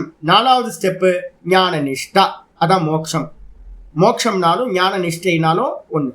அப்ப 4 ஸ்டெப்ல வந்து பாத்தீங்கன்னா முதல் ஸ்டெப் என்ன அப்படின்னு கேட்டீங்கன்னா நம்ம செஞ்ச பாப்பங்களை நாசம் பண்றதுக்காக என்ன பண்ணணும்? கர்ம அனுஷ்டானம், நித்திய கர்ம அனுஷ்டானங்களை பண்ணிக்கிட்டே வரணும். அதுக்காக தான் இந்த முதல் இதுலயே சொல்லியாச்சு, நித்யானி அதிகதானி கர்மாணி. அதிகதானி அப்படின்னா இந்த இதுவரைக்கும் சென்ற மந்திரங்கள் எதை குறிச்சு சொல்லுது? நித்திய கர்ம அனுஷ்டானங்களை பத்தி சொல்லுது. எதுக்காக சொல்லுது அப்படின்னா, நம்மளால் சம்பாதிக்கப்பட்ட பாப்பங்களை துரித்த க்ஷயார்த்தானி, துரித்தம்னா பாப்பம்னு அர்த்தம். துரித்த க்ஷயார்த்தானி அப்படின்னா துரித்தங்களை நாசம் பண்ணுவதற்காக. சரி, காமியானிச்ச பலார்த்தினா, அது மட்டும் இல்ல, அந்த 6வது பிரபாட்டம் வரைக்கும் காமிய கர்மங்களும் சொல்லப்பட்டிருக்கு, நித்திய கர்மங்களும் சொல்லப்பட்டிருக்கு, நைமித்திக கர்மங்களும் சொல்லப்பட்டிருக்கு. நேற்று நிறைய பேர் பண்ணியிருப்பீங்களே, தட்சிணாயன புண்ணிய காலம் ஸ்டார்ட் ஆயிருக்கு. ராமச்சந்திரன்ஜி ஏதாவது பண்ணீங்களா? தர்ப்பணங்கள்லாம் பண்ணி முடிச்சிங்களா? அப்போ பார்த்தீங்கன்னா அதுக்கு என்ன கர்மான்னு, அதுக்கு என்ன பேருன்னு சொல்லுவீங்க? நித்தியம் வராது. நித்தியம்னா டெய்லியா பண்றது. அது புண்ணிய காலம் அகேஷன்ல பண்றோமா? எதெல்லாம் அகேஷன்ல பண்றோமோ அதுக்கு பேர் நைமித்திக கர்மம் அப்படின்னு பேர். நிமித்தத்தை வச்சு பண்றது. ஏதாவது ஒரு அகேஷனா நிமித்தம், ஏதாவது ஒரு நிமித்தத்தை வச்சு நம்ம பண்ணக்கூடிய கர்மங்களுக்கு பேரு என்ன பேரு? நைமித்திக கர்மம். எங்கெல்லாம் பண்றோம்? அமாவாசை தர்ப்பணம் கொடுக்குறீங்களா? டெய்லிலாம் பண்றது இல்ல. சந்தியாவந்தனம், பஞ்சமகா யஜ்யங்கள் எல்லாம் நித்தியம் பண்றது. பிரம்ம யஜ்யம் பண்றது, வைவஸ்வதேவம் பண்றது, அதெல்லாம் பார்த்தீங்கன்னா நித்தியமா நம்ம பண்ணிட்டு இருக்கிறது. ஆனா பார்த்தீங்க அப்படின்னா என்னது? பஞ்சமகா யஜ்யங்கள் எல்லாம் நித்தியம், சந்தியாவந்தனம் நித்தியம், தேவ பூஜனம் நித்தியம், எல்லாம் நித்தியம். ஆனா பார்த்தீங்க அப்படின்னா அமாவாசை தர்ப்பணம், அதுக்கப்புறம் சூரிய இதுக்கு என்னது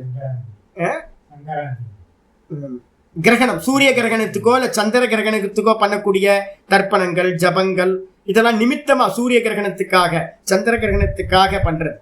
அதே மாதிரி பார்த்தீங்கன்னா மாகாலய பட்சம் வரப்போகுது. மாகாலய பட்சம் 15 நாளும் பார்த்தீங்கன்னா இதெல்லாம் பண்ணிட்டு இருப்பீங்க. அதுக்கப்புறம் பார்த்தீங்கன்னா இப்போ வந்தது புண்ணிய காலம், தட்சிணாயன புண்ணிய காலம், உத்தராயண புண்ணிய காலம். இதெல்லாம் பார்த்தீங்க அப்படின்னா தர்ப்பணங்கள் பண்றது, தானங்கள் பண்றது, இது மாதிரி நடக்கிறதுக்கு எல்லாத்துக்கும் பேரு நைமித்திக கர்மங்கள் அப்படின்னு பேர். அதுக்கப்புறம் நித்தியம் டெய்லி பண்றது, நைமித்திகம் அகேஷன்ல பண்றது. அதுக்கப்புறம் வேற என்னது? காமியம் அப்படின்னு பேர். காமியம்னா என்ன அர்த்தம்? நான் ஆசைப்பட்டதை அடையறதுக்காக பார்த்தீங்கன்னா புத்திர காமேஷ்டி யாகம், அப்புறம் சொர்க்க காமோ சோமேன ஜெயத்து சோம யாகம், வாஜ்பேய யாகம், இது மாதிரி பார்த்தீங்கன்னா காமிய அக்னிஹோத்திரங்கள், அது மாதிரி நிறைய கர்மங்கள் பார்த்தீங்கன்னா என்னென்னலாம் வேணுமோ எல்லாத்துக்கும் ஆசைப்பட்டதெல்லாம் அடையிறதுக்கு வைதிகர்களை போய் கேட்டிங்கன்னா எல்லாத்துக்கும் கர்மா பார்த்தீங்கன்னா இருக்கு. அப்ப காமிய கர்மங்கள் இதுவும் எங்க இருக்கு அப்படின்னா இந்த 7வது பிரபாட்டத்துக்கு முன்னாடி இருக்கிறதுல வந்தாச்சு. காமிய கர்மங்களை பத்தி ஆச்சாரியர் சொல்றாரு, காமியானிச்ச பலார்த்தீனாம் பூர்வஸ்மின் கிரந்தே, தெளிவா சொல்லிட்டார். இதுக்கு முன்னாடி இந்த உபனிஷத்தை ஆரம்பிக்கிறதுக்கு முன்னாடி 6வது பிரபாட்டம் வரைக்கும் காமிய கர்மங்களும், காமிய கர்மங்கள்னா என்ன அர்த்தம்? பலார்த்தினா, பலன் மேல ஆசை இருக்கு, இந்த லோக பலன் இல்லைன்னா பரலோக பலன்கள். இந்த லோகத்துல இருக்கிற விஷயத்திலேயோ பரலோகத்துல இருக்கிற விஷயத்திலேயோ ஆசைப்பட்டு அதை அடையணும்னு ஆசைப்படுறவங்களுக்கான கர்மங்கள் என்னவோ அந்த கர்மங்களும் இதுக்கு முன்னாடி இருக்கிற பார்ட்டில் என்னது? பூர்வஸ்மின் கிரந்தே. பூர்வஸ்மின்னா இதுக்கு முன்னாடி இருக்கிற கிரந்தத்துல சொல்லி முடிச்சாச்சு. அப்போ முன்னாடி இருக்கிறதுல என்னெல்லாம் சொல்லியிருக்குன்னு அர்த்தம் எடுக்கணும். நித்திய கர்மங்கள் சொல்லியாச்சு, காமிய கர்மங்கள் சொல்லியாச்சு. அப்ப கூடவே என்ன எடுத்துக்கணும்? நைமித்திக கர்மங்களும் சொல்லி முடிக்கப்பட்டாயிற்று ஆயிடுச்சு. இதுக்கப்புறம் இதானீம்.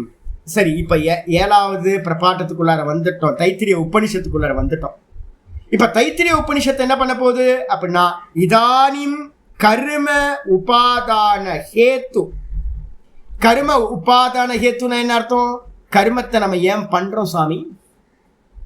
கர்மத்தை நம்ம என்ன பண்ற, கர்மத்தை பாத்தீங்கன்னா பண்றோம், எதுக்காக பண்றோம்?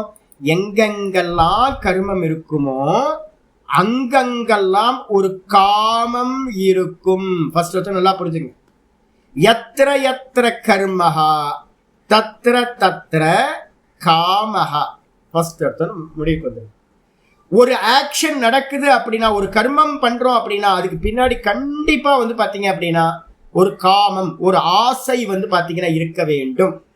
ஆச்சாரியார் சொல்றாரு, இதானீம் இப்பொழுது நம்ம இந்த உபனிஷத்துல என்ன பண்ண போறோம் அப்படின்னா, கர்ம உபாதான ஹேத்து, கர்மத்துக்கு மூல காரணமா மெட்டீரியல் காசா எது இருக்கு அப்படின்னு கேட்டீங்கன்னா, கர்மத்துக்கான மெட்டீரியல் காஸ் காமம். கர்மத்துக்கான நிமித்த காரணம் இன்டலெக்சுவல் காசு எது அப்படின்னா, கர்த்தான்ற அந்த இண்டிவிஜுவல் பர்சன் நான் தான் இருக்கணும். என்ன பண்ணலாம்? ரொம்ப விக்னமா வந்துகிட்டு இருக்கேன், என்ன பண்ணலாம்? ஒரு கணபதி ஹோமம் பண்ணிடலாமா? பண்ணலாம். கிரக சூழ்நிலை சரியா இல்லை போல இருக்கு, ஒரு நவகிரகமும் கிரக ஹோமமும் சேர்ந்து செஞ்சிடலாம், பண்ணிடலாம். இந்த எதிரில ரொம்ப தொந்தரவு பண்ணிட்டு இருக்கான், ஒரு சுதர்சனம் பண்ணி விட்டா நல்லா இருக்கும்ல, அதையும் பண்ணிடுவோம் அப்படின்னு வந்து பார்த்தீங்கன்னா, இதெல்லாம் யார் யோசிச்சா? நான் தானே. அப்ப யோசிச்ச நான் செய்யற எஜமானனா இருக்கிறேன்னா நிமித்த காரணம் அப்படின்னு பேர். கர்மத்துக்கு நிமித்த காரணம் யாரு? கர்த்தான்ற எண்ணத்தோடு இருக்கக்கூடிய எஜமானன். நல்ல பணம் வேணுமே, என்ன பண்றது? ஒரு பிசினஸ் பண்ணலாமா? என்ன பிசினஸ் பண்ணலாம்? இப்படி பண்ணலாமா, அப்படி பண்ணலாமா ஆலோசனை பண்றவன் எவனோ அவன் தான் இன்டெலெக்சுவல் காஸ். பிசினஸ் பண்றதுக்கான இன்டெலெக்சுவல் காஸ். பிசினஸ் பண்றதுக்கு என்ன வேணும்? பேஸா என்ன வேணும்? காமம் வேணும். காமம் வேணும், அதுக்கப்புறம் பணம் வேணும். அதெல்லாம் வந்து பார்த்தீங்க அப்படின்னா மெட்டீரியல் காசுக்குள்ளார வந்தோம். இப்போ வைதிக கர்மத்தை எடுத்துக்கிட்டீங்க அப்படின்னா, எஜமானன் அப்படின்னு சொல்லக்கூடியவன் என்னது அப்படின்னு கேட்டீங்கன்னா நிமித்த காரணம். எஜமானனும் பிரீஸ்டும் நிமித்த காரணம், அறிவுள்ளவர்கள். அதுக்கப்புறம் மெயின் வந்து பார்த்தீங்கன்னா அதுக்கு பின்னாடி இருக்கிற மெட்டீரியல் காசு எது சுவாமி அப்படின்னு கேட்டீங்கன்னா காமம். ஆசை இருந்தாதான் ஒரு கர்மம் பண்ண முடியும். அப்ப எங்கெங்கெல்லாம் கர்மம் நடக்குதோ அங்கங்கெல்லாம் பேசா இருக்கிறது காமம். காமத்தை நீக்குனீங்க அப்படின்னா என்ன நடக்கும்? காமத்தை நீக்குனா என்ன நடக்கும்? கர்மம் நடக்காது. சொர்க்க காமோ சோமேன யஜேத, சொர்க்கத்தில் ஆசை உள்ளவன் சோமத்தினால் யாகம் செய்யட்டும், இதான் விதி. சொர்க்க காமக அக்னிஹோத்திரம் ஜுஹ்யாத், சொர்க்கத்தில் ஆசை உள்ளவன் அக்னிஹோத்திரத்தை செய்யட்டும். அப்ப வந்து பாத்தீங்கன்னா இது மாதிரி விதிகள் எல்லாமே இருக்கே சுவாமி. இந்த விதிகளுக்கு எல்லாத்துக்கும் பேஸா என்ன இருக்கணும்? காமம் இருக்கணும். காமம் இல்லை அப்படின்னா எனக்கு சொர்க்கத்துக்கே போவேனா, ஆசையே இல்லை. அப்ப வந்து பாத்தீங்கன்னா யாகம் நடக்குமா நடக்காதா? நடக்கவே நடக்காது. அப்ப நம்ம ஆசைப்பட்டதை அடையறதுக்காகத்தான் ஒரு கர்மத்துல பிரவருத்தி பண்றோம். ஆசையை ரிமூவ் பண்ணிட்டீங்க அப்படின்னா கர்மம் சம்பவிக்காது. சிம்பிள் இது. ஆச்சாரியர் சொல்றாரு, அப்ப உபனிஷத்து என்ன பண்ண போகுது தெரியுங்களா உங்களுக்கு? இதானீம் கர்ம உபாதான ஹேத்து, கர்மத்திற்கு மூல காரணமா மெட்டீரியல் காசா மூலப்பொருள் காரணமா இருக்கக்கூடிய காமம் பக்கத்துல போட்டுங்க. காமத்தை வந்து பாத்தீங்கன்னா உபாதான பரிகாராய, பரிகாரம்னா காமத்தை நாசம் பண்றதுக்காக, காமத்தை நாசம் பண்றதுக்கு, ஆசையை நாசம் செய்வதற்காக என்ன அப்படின்னா பிரம்ம வித்யா பிரஸ்தூயதே. சம்ஸ்கிருதத்துல இஹு விட்டு போயிருக்கு. சம்ஸ்கிருதத்துல ஒரு ஸ்பெல்லிங் மிஸ்டேக் இருக்கு, பிரம்மன் இருக்கு, பிரம்ம இஹு வந்து விட்டு போயிருக்கு. தமிழ்ல சரியா இருக்கு, பிரம்ம வித்யா பிரஸ்தூயதே. பிரம்ம வித்யா பிரஸ்தூயதே அப்படின்னா பிரம்ம வித்யாவானது ஆரம்பிக்கப்படுகிறது. எதுக்கு சாமி காமத்தை நாசம் பண்ணணும்? காமத்தை நாசம் பண்ண என்ன நடக்காது? கர்மம் நடக்காது. கர்மம் நடக்காது அப்படின்னா எதனால மனுஷனுக்கு ஜென்மம் கிடைக்குது அப்படின்னு கேள்வி பார்த்தீங்கன்னா, கர்மனா பத்யதே ஜந்துஹு வித்யாச்ச விமுச்சியதே. ஒரு முக்கியமான மகாபாரத ஸ்லோகம் வந்து பார்த்தீங்கன்னா நான் சொல்லிட்டே இருந்திருக்கிறது. கர்மனா பத்யதே ஜந்துஹு, கர்மத்தினால் ஜீவர்கள் பந்தப்படுகிறார்கள்.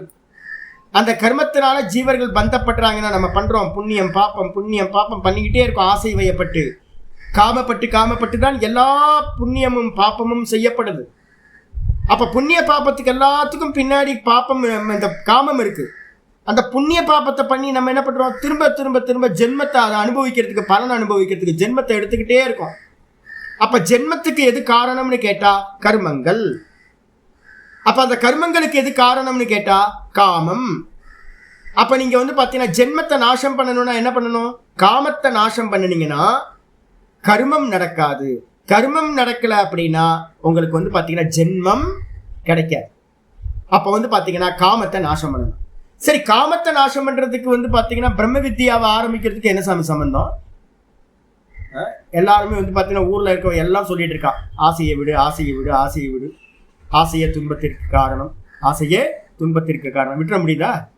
சின்ன வயசுலேருந்து கேட்டுக்கிட்டு இருக்கோம்ல. சின்ன வயசுலேருந்து வந்து பார்த்தீங்கன்னா ஆசையே துன்பத்திற்கு காரணம். யாருக்காவது தெரியாத ஆள் யாராவது இருக்காங்களா? எல்லாத்துக்கும் தெரியும், ஆசைப்பட்டனே ஆசைப்பட்டனே அப்படின்னு துன்பத்தை அனுபவிச்சுட்டே இருக்கும்.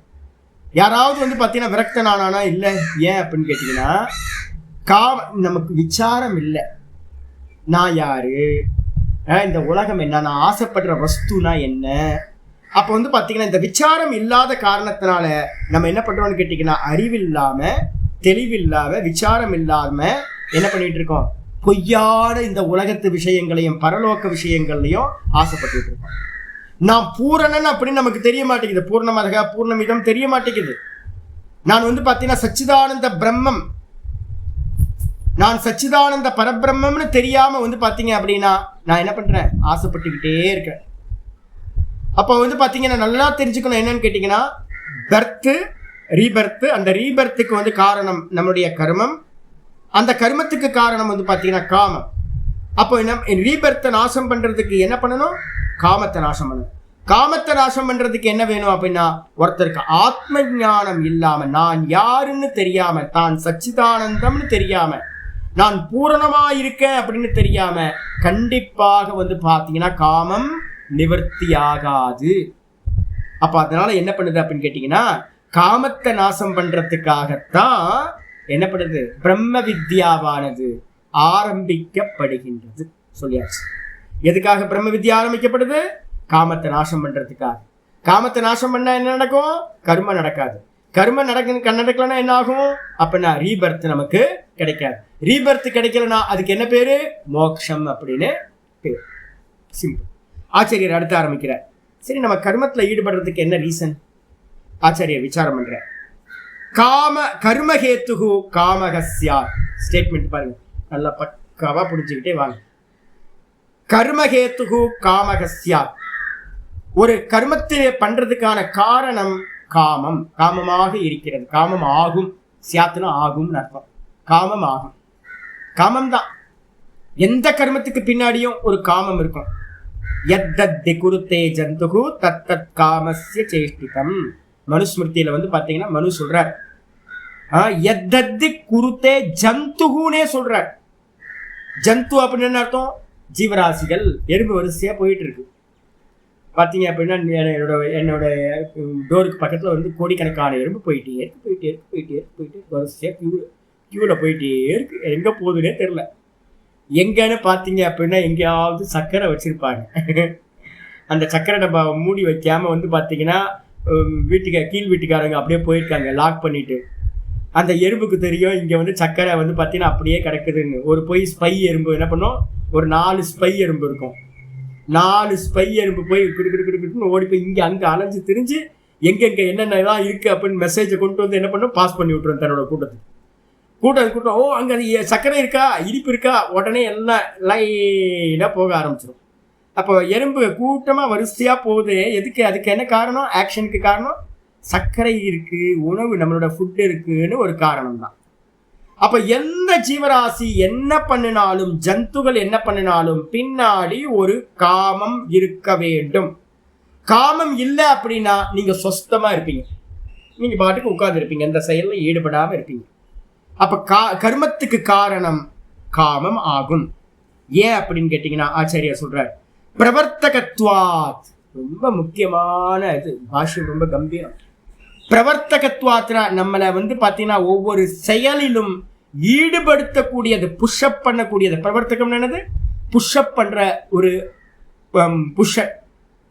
எது அப்படின்னு கேட்டீங்கன்னா ஆசைதான் வந்து பார்த்தீங்கன்னா நம்மளை வந்து பார்த்தீங்கன்னா புஷ்அப் பண்ணிக்கிட்டே இருக்கு. முன்னோக்கி நம்ம பண்ணிக்கிட்டே இருக்கோம், போயிட்டே இருக்கோம். நம்ம ஒரு ஆக்ஷன் பண்றோம் அப்படின்னா யார் பின்னாடி இருந்து புஷ்அப் பண்றா அப்படின்னு கேட்டீங்க அப்படின்னா, ஜானாமி தர்மம் நச்சமே பிரவருத்தி, ஜானாமி அதர்மம் நச்சமே நிவர்த்தி. எனக்கு தர்மம் தெரியும், என்னால் தர்மத்தில் ஈடுபட முடியல. எனக்கு அதர்மம் தெரியும், அதர்மத்திலிருந்து நீங்க முடியல. பின்னாடி யாருப்பா இருக்கா அப்படின்னு கேட்டீங்கன்னா யாரோ என்னை புஷ் பண்ணுறாங்க, யாருப்பா இருக்கா? அதே மாதிரி அர்ஜுனனுக்கு வந்து பார்த்தீங்கன்னா கேட்குறான், நான் வந்து பார்த்தீங்கன்னா பலாதிவ நியோஜித்தக அப்படின்றான்.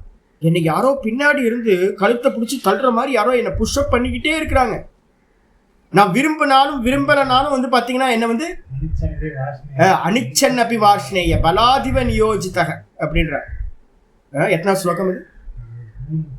3:36. 3:36 வந்து சொல்றான், என்னை வந்து யாரோ பின்னாடி வந்து இருந்துகிட்டு என்ன பண்றாங்க, இதை பண்ணு இதை பண்ணு இதை பண்ணு அப்படின்னு ஒருத்தன் தள்ளிக்கிட்டே இருக்கான். யாருங்க தள்ளுறா? காமயேஷ குரோதயேஷ ரஜோகுண சமுத்பவக மகாசனோ மகா பாப்மா வித்யேன மிக வைரின். அதுதான் 36. அதுக்கு இல்ல 36 37 2 ஸ்லோகம் எடுத்து 36 தான் வந்து பார்த்தீங்கன்னா பலமா என்ன வந்து பார்த்தீங்கன்னா யாரோ நியோகம் பண்றாங்க. அது யாருன்னு கேட்கறான் அர்ஜுனன். கேட்கறான், என்ன யாரு பின்னாடி இருந்து புஷ்அப் பண்றா? நான் ஏன் வந்து பார்த்தீங்கன்னா இந்த கர்மத்தில் ஈடுபட்டு இருக்கேன், என்னை யார் தள்ளுறா அப்படின்னு கேட்டா, யாரும் தள்ளலப்பா. பின்னாடி இருந்து புஷ்அப் பண்றது எதுனா காமம். காமம் தான் வந்து பார்த்தீங்கன்னா காரணம் அப்படின்னு வந்து ஆச்சாரியா சொல்றார். பிரவர்த்தகத்வாத், காமம் தான் ஒருத்தர் வந்து பெட்ரோல் மாதிரி. காமம் இல்லை, நான் வண்டி வந்து பெட்ரோல் தீர்ந்து போன வண்டி மாதிரி என்ன ஆயிடும், நின்று போயிடும். சிம்பிள். அதுக்கு அடுத்தது ஆப்த காமானாம்ஹி காம அபாவே. ஆப்த காமர்கள்னா என்ன அர்த்தம்? பிரம்மஞானிகள் இருக்காங்கல்ல, அந்த பிரம்மஞானிகளுக்கு பேர் ஆப்த காமர்கள் அப்படின்னு பேர். நான் 2 நாளுக்கு முன்னாடி இதில் வந்து பார்த்தீங்கன்னா நேற்று கிளாஸில் ஜீவன் முக்தி விவேகத்தில் ஒரு மந்திரம் சொல்லிட்டு இருக்கேன். அத காமியமானோ அத அகாமயமானோ அகாமோ நிஷ்காமோ ஆப்த காமோ அப்படின்னு ஒரு மந்திரம் வந்து பிருகதாரண்யத்தில் 4-4-6 பிருகதாரண்யம்னு பக்கத்தில் இங்கே போட்டுங்க. பிருகதாரண்யத்தில் 4-4-6 வந்து பார்த்தீங்கன்னா ஒரு பிரசித்தமான மந்திரம் இருக்கு. அது இல்லாமல் இன்னொரு மந்திரங்கள் இருக்கு. ஆப்த காமஸ்ய காஸ்பிருகா அப்படின்னு ஒரு வார்த்தை சொல்லுது. ஆப்த காமஸ்ய அப்படின்னா பிரம்மம் தான் வந்து பார்த்தீங்கன்னா பூரணமா இருக்கிறது பிரம்மம். ஒருத்தன் பிரம்மத்தை அடைஞ்சிட்டான் அப்படின்னா அவன் பூரணத்தையும் அடைஞ்சிட்டான்னு அர்த்தம். எவன் பிரம்மத்தை அறிந்தானோ அவன் பிரம்மமாகின்றான்.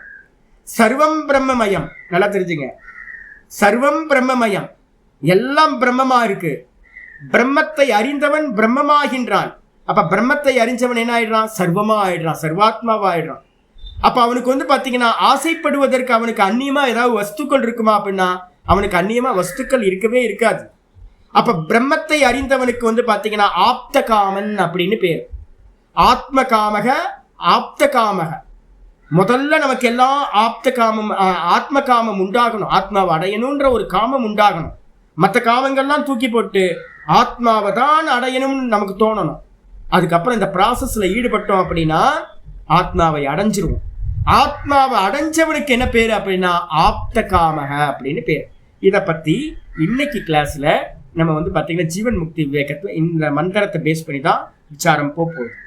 யாராவது வந்து பார்த்தீங்கன்னா இதை கொஞ்சம் டீட்டெயிலாக தெரிஞ்சுக்கணும், ஜீவன் முக்தி விவேகத்தை கேட்டுங்க. ஆயிடுச்சா? அப்போ வந்து ஆச்சாரியர் சொல்றாரு என்னன்னு கேட்டீங்கன்னா ஆப்த காமானாம் ஹி. ஆப்த காமர்கள்னா என்ன அர்த்தம்? பிரம்ம நிஷ்டர்கள், பிரம்ம ஞானிகள். பிரம்ம ஞானிகள்னா சப்தத்தை சொல்றவங்க அனுபூதிமான்கள். அந்த அனுபூதிமான்களுக்கு ஆப்த காமர்கள் என்று பெயர். ஆப்த காமர்கள் அர்த்தம் காமங்களை அடைந்தவர்கள். எப்படி சுவாமி எல்லா காமத்தையும் அடைய முடியுமா அப்படின்னா பிரம்மத்தை அறிந்தால் நீங்க எல்லாமா ஆயிடுவீங்க. ஏன்னா பிரம்மம் எல்லாமா பிரம்மம் இருக்கு. அப்ப வந்து பாத்தீங்கன்னா பிரம்மத்தை அடைந்தவர்கள் வந்து பாத்தீங்க அப்படின்னா காமம் இருக்குமா? காம அபாவே. அவங்களுக்கு காமம் உள்ளுக்குள்ளார காமம் என்பது இருக்கவே இருக்காது. நேற்று ஈவினிங் ஜீவன் முக்தி விவேகத்துல இந்த பாடம் தான் போச்சு. ஜீவன் முக்தர்களுக்கு வந்து பாத்தீங்கன்னா விருத்தி தீவிருத்தி அபாவாத் அங்க சொல்லிருந்துச்சு. ஜீவன் முக்தி விவேகத்துல புத்தி விருத்தியே இருக்காது. அவங்க பிரம்மஸ்வரூபமா ஆயிட்டாங்க. பிரம்மத்துக்கு மனசு இருக்கா? இல்ல. சித்த விருத்தி ஃபுல்லா பிரம்மத்திலேயே லயமாயிடுச்சு. உப்பு மூட்டை கடல்ல கரைஞ்சு போன மாதிரி இந்த மனசு வந்து பாத்தீங்கன்னா பிரம்ம தத்துவத்துல கரைஞ்சு போச்சு. அப்படி கர்மம் கரைஞ்சு போடுறதுனால வந்து பாத்தீங்கன்னா முன்னாடி வந்து பாத்தீங்கன்னா எந்த வஸ்துக்கள் இருந்தாலும் அவங்களுக்கு வந்து பாத்தீங்கன்னா சர்வத்தையும் பிரம்மமா பார்க்கறதுனால வந்து பாத்தீங்கன்னா நாமரூபம் பார்க்கறது இல்லை. ஆபரணங்களா பார்த்தா ஆசை வரும். தங்கமா பார்த்தீங்க அப்படின்னா ஆபரணங்கள்ல இருக்க ஆசை போயிடும். தங்கத்தை நீங்க பார்த்தீங்கன்னா ஆபரணம் தெரியாது. அதே மாதிரி இந்த மொத்த லோகத்துக்கும் ஆதாரம் எது? பிரம்மம். பிரம்மம் தான் அஜ்ஞானத்தினால நாமரூபமா தெரியுது. அப்ப வந்து பாத்தீங்கன்னா பிரம்மத்தை ஒருத்தன் நல்லா தெரிஞ்சுக்கிட்டு இது எல்லாம் பிரம்மம்னு ஒருத்தனுக்கு அனுபூதி ஆச்சு அப்படின்னா அவனுக்கு நாமரூபமா இருக்கக்கூடிய இந்த லோக வஸ்துக்கள் எதுலையுமே ஆசை உண்டாகாது.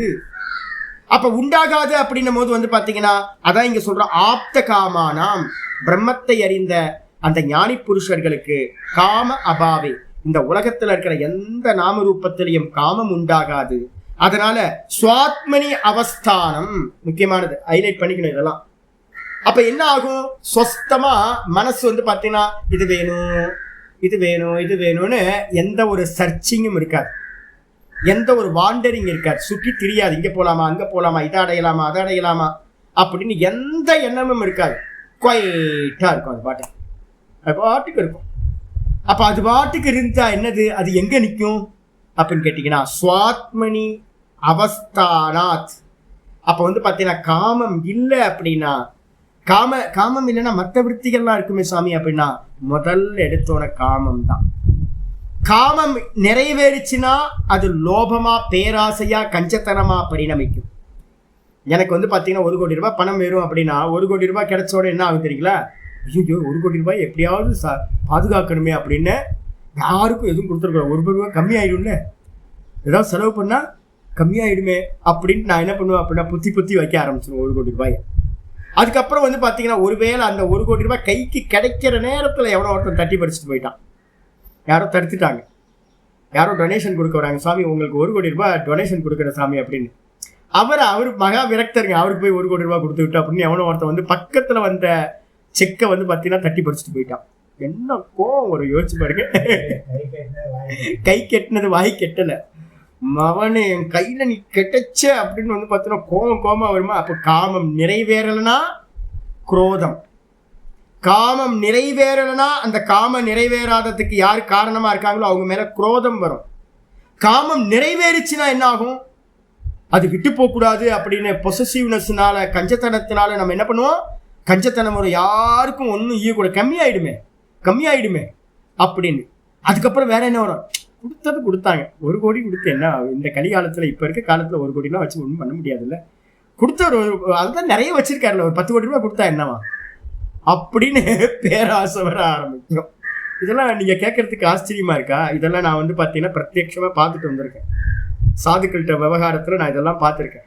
அவர் தான் பணம் நிறைய வச்சிருக்காருல்ல, எதுக்கு 50,000 ரூபாய் கொடுக்குறாரு, 1 லட்சம் கொடுத்தா எனக்கு கம்மியாக போகிற போது அவருக்கு அப்படின்னு என் காதால் கேட்டிருக்கேன் நான். அப்போ என்ன அர்த்தம்னு கேட்டிங்கன்னா கிரீடினஸ் வந்து பார்த்தீங்கன்னா அதிகமாகிடும், பேராசை அதிகமாகிடும். அப்போ வந்து பார்த்தீங்கன்னா நிறைவேறிச்சுன்னா பேராசையாகும், இல்லைனா கஞ்சத்தனம் வந்துடும். நிறைவேறலைன்னா அப்படின்னா என்ன ஆகும், குரோதம் வரும். குரோதம் வந்து பார்த்தீங்கன்னா மெதுவாக என்ன ஆகும், காம குரோத லோப மோகம் வந்துடும். நீங்கள் வந்து பார்த்தீங்கன்னா கஞ்சத்தனத்தினாலையும் பேராசையினாலையும் குரோதத்தினாலையும் எதுவாக இருந்தாலும் உங்களுக்குள்ளார என்ன ஆகும்னா ஒரு மயக்கம், ஒரு மோகம் வந்துடும். நீங்கள் யாரு, என்ன பண்ணுறீங்க, ஏது செய்கிறீங்கன்னு ஒன்று தெரியவே தெரியாது, மோகம் வந்துடும். அதுக்கப்புறம் வந்து பார்த்தீங்கன்னா மோகம் அதிகமாச்சுன்னா மதம் பிடிச்ச மாதிரி ஆயிடும். நம்மளுடைய வஸ்துக்களை பாதுகாக்கிறதுக்கோ இல்லை குரோதத்தை வந்து நிறைவேற்றுறதுக்காகவோ, குரோதம் வந்துச்சுன்னா மர்டர் வரைக்கும் போகிறதுக்கு என்ன வேணாலும் அவனை நாசம் பண்ணுறதுக்கு ட்ரை பண்ணுவேன். லோபம் வந்துச்சு அப்படின்னா என்னோட வஸ்துக்களை பாதுகாக்கிறதுக்காக எந்த எக்ஸ்ட்ரீமுக்கு வேணாலும் நான் வந்து பார்த்தீங்கன்னா கஞ்சனா, உலகமே பழிச்சாலும் கூட மகா கஞ்சனா இல்லைன்னா மெகா பேராசி உழவனா என்ன பாப்பத்தையும் பண்றதுக்கு ரெடி ஆயிடும். அதுக்கு என்ன பேரு, மதம் பிடிச்சிருச்சுன்னு அர்த்தம். என்ன மதம் பிடிச்ச மாதிரி இருக்கானே, மதம் பிடிச்ச யானை மாதிரி இருக்கானே நம்ம சொல்றோம் பார்த்தீங்களா, அதான். அதுக்கப்புறம் மாத்சரியம் கூடவே வந்துடும்.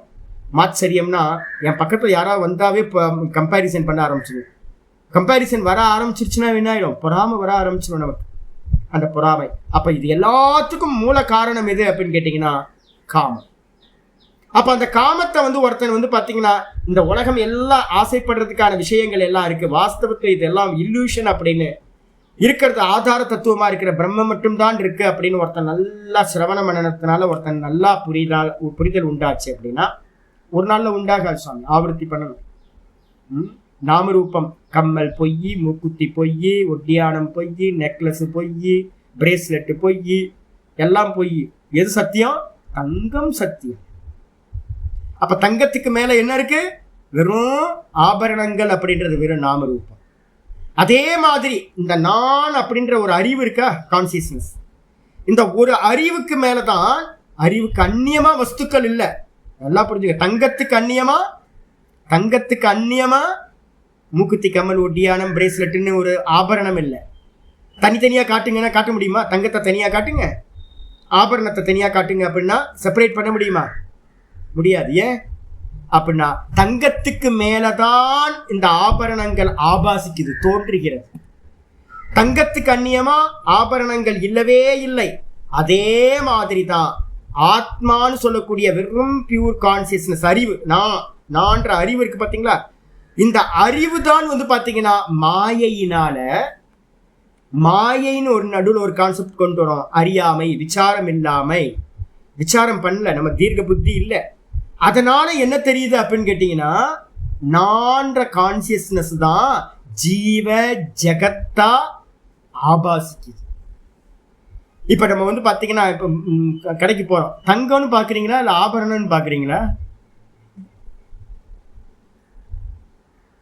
தங்கமா நம்ம பாக்குறோம் நம்ம. ஆனா தெரியுமா உங்களுக்கு? தெரியுமா தங்கம் தான் தெரியுமா? ஆனாலும் நமக்கு எது மயக்குது நம்மள? நேற்று ஒரு வீடியோ பார்த்தேன். அதில் எனக்கு ஒரு பொண்ணு சின்ன பொண்ணு சின்ன குட்டி பொண்ணு 5ஆம் கிளாஸ் 6ஆம் கிளாஸ் தான் படிக்குமா இருக்கும். அந்த பொண்ணு ஏதோ ஒரு ஜுவல்லர் ஷாப்புக்கு வந்து பார்த்தீங்கன்னா விளம்பரம் கொடுக்குது. அது கழுத்துலேயே மாட்டாத அளவுக்கு ஒரு பெரிய ஹாரத்தை எடுத்து மாட்டி அழகு பார்க்குது. அது விளம்பரம். அந்த விளம்பரம் எனக்கு பார்த்தோன்னே எனக்கு குட்டி பொண்ணை பார்க்குறதுக்கு பிடிக்குது. அந்த ஆரம் பார்த்தீங்க அப்படின்னா என்னவா பண்ணி வச்சிருக்கான் ஆரம். நெக்லஸ், பெரிய ஆரம் வந்து பார்த்தீங்கன்னா கழுத்தில் போட்டுருது. அப்போ நம்ம தங்கத்தை பார்க்குறோமா ஆரத்தை பார்க்குறோமா? அதே மாதிரி கழுத்துலலாம் இப்போ காதுலெல்லாம் போடுறதுலாம் இவ்வளோ பெருசாலாம் போடுறாங்க பெண்கள். ஐயோ, பழைய காலத்து கிழவிங்கெல்லாம் வந்து போட்டுட்டு வந்துடுறீங்களா? கிராமத்துலலாம் பார்த்தீங்கன்னா தெரியும், இவ்வளோ குண்டலம்னு பேர் சொல்லுவோம்ல. இப்போ இருக்கிற ஸ்திரீகள்லாம் வந்து பார்த்தீங்கன்னா இவ்வளோ பெருசாக போட்டுக்கிட்டு அலைகிறாங்க. இப்படியே தொங்குது, தொங்கட்டா மாதிரி பெருசாக தொங்குது. அப்போ தங்கம் நேற்று நான் பார்த்தது எல்லாம் தங்கம்னு நான் பார்க்கவே இல்லை, நாம ரூபத்தை தான் நான் பார்க்குறேன். மண்பானை கடைக்கு டெய்லி போய் அந்த பக்கம் தான் போகிறேன். நான் என் கண்ணில் மண்ணே தெரிய மாட்டேங்குது. நான் டெய்லி போகிறேன், வேதாந்தம் எடுத்துக்கிட்டு இருக்கேன், டெய்லி எக்ஸாம்பிள் சொல்லிக்கிட்டு இருக்கேன். ஆனாலும் நான் எதை பார்க்குறேன்? பானை நல்லா இருக்கே, இந்த வீட்டில் ஒரு 2 பானை கொண்டு வந்து வைக்கலாமா, டிசைனாக இருக்கு, நின்று அந்த பானைக்காரம்மாட்ட கொஞ்சம் பேசிட்டு இது நல்லா இருக்கே, அது நல்லா இருக்கே, மண்ணுப்பா அது, இதுக்கு என்ன பேர், அதுக்கு என்ன பேர் அப்படின்னு ஒவ்வொருத்துக்கும் ஒவ்வொரு பேர் வச்சுருக்காங்க. அது வேறு. அப்போ நாம ரூபத்தில் நம்ம புத்தி எந்த அளவுக்கு வந்து பார்த்தீங்கன்னா மயங்கி கிடக்குது பாருங்க. புத்தி வந்தாவே பிரத்யக்ஷமா வெளியில தெரியுது இது மண்ணு, ஆனாலும் தெரிய மாட்டேங்குது. இது தங்கம், இது ஆபரணம் இல்லை அப்படின்னு தெரிஞ்சாலும் ஆபரணத்துல நாம ரூபத்துல தான் புத்தி வருது. விவகாரம் எல்லாம் ஆபரணத்துல தான் நடந்துட்டு இருக்கு. அப்போ வெளியில இருக்கிறதுலயே நமக்கு ஒரு மயக்கம் இருக்கு. ஏன் சுவாமி தங்கம் பார்க்காம ஆபரணத்தை ஏன் பார்க்கணும்? அதுக்கு பேர் தான் மாயா. அதுக்கு பேர் தான் மாயானா வேற எதுவும் இல்லை. தங்கத்தை தங்கமா பார்க்காம தங்கத்தை ஆபரணமா பார்க்கிறமே, அதுக்கு பேர் மாயா. எங்க இருந்து வந்துச்சு மாயா? எங்க இருக்கு மாயா? தங்கத்துல இருக்கா இல்ல உங்க புத்தியில இருக்கா? தங்கம் வந்து தனக்கு மேல ஏதாவது மாயான்னு ஒண்ணு ஏத்தி வச்சிருக்கா? தங்கத்துக்கு மேல எங்கேயாவது மாயாவை பார்த்தீங்களா? ஏதாவது ஒண்ணு? தங்கம் தங்கமா தான் இருக்கு, தங்கம் தங்கமா தான் இருக்கு, மண்ணா தான் இருக்கு. அப்ப எங்க இருக்கு மாயா? அதை வேற ஒன்னா நாம் பார்த்தோம் பார்த்தீங்களா, அந்த புத்தி. அப்ப புத்தி தான் வந்து பார்த்தீங்கன்னா என்ன பண்ணுது? ப்ராப்ளம் பண்ணுது. அதே மாதிரி தான் வெறும் அறிவு. தூக்கத்துல வந்து பார்த்தீங்கன்னா வேற எதுவுமே இல்லை, இந்த ஜெகத்தே இல்லை, இந்த தேகம் இல்லை, எதுவுமே இல்லை.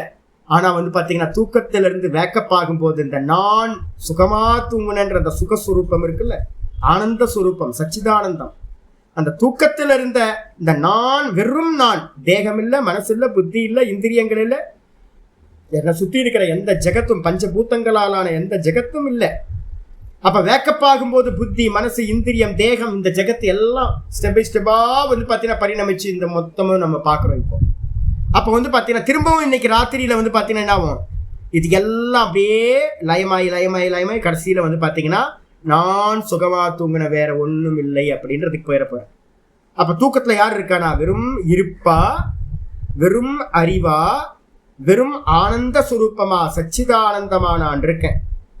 இந்த நான் தான் இப்ப வந்து பாத்தீங்கன்னா என்னவா இருக்கு? இந்த ஜீவ ஜெகத்தா நான் வந்து பாத்தீங்கன்னா ஆபாசிக்கிறேன்.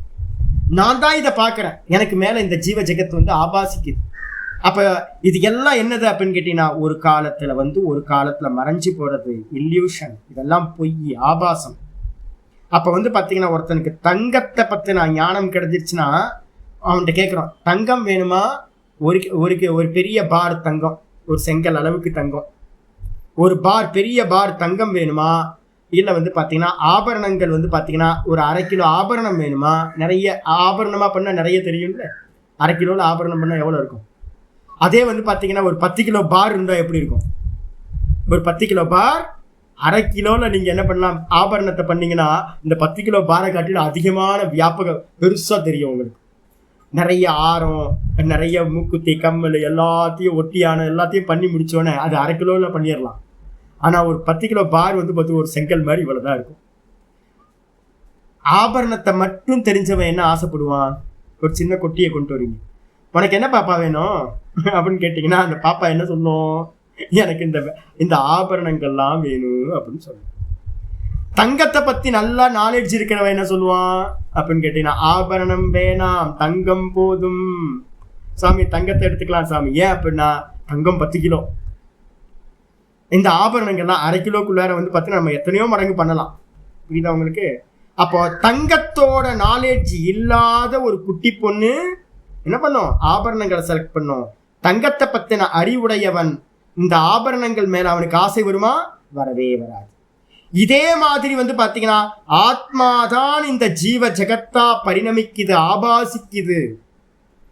வாஸ்தவத்துல இது இல்லவே இல்லை. இருக்கிறது யாருன்னா ஆத்மா மட்டும், நான் மட்டும் தான் இருக்க, நான்ற கான்சியஸ்னஸ் மட்டும் தான் இருக்கு அப்படின்னு ஒருத்தனுக்கு உபனிஷதங்களை படிச்சு படிச்சு படிச்சு படிச்சு திரும்ப திரும்ப திரும்ப உள்ளுக்குள்ளார பாத்தீங்கன்னா மெதுவா இந்த அத்தியாசம்னு சொல்லுவோம், சூப்பர் இம்போஸ் பண்ணி வச்சிருக்கோம்.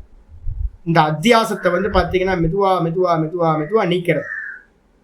எங்க போய் தங்கத்தை பார்த்தாலும் ஆபரணத்தை பார்க்கும்போது இது ஆபரணம் இல்லை தங்கம், இது ஆபரணம் இல்லை தங்கம், இது ஆபரணம் இல்லை தங்கம்னு.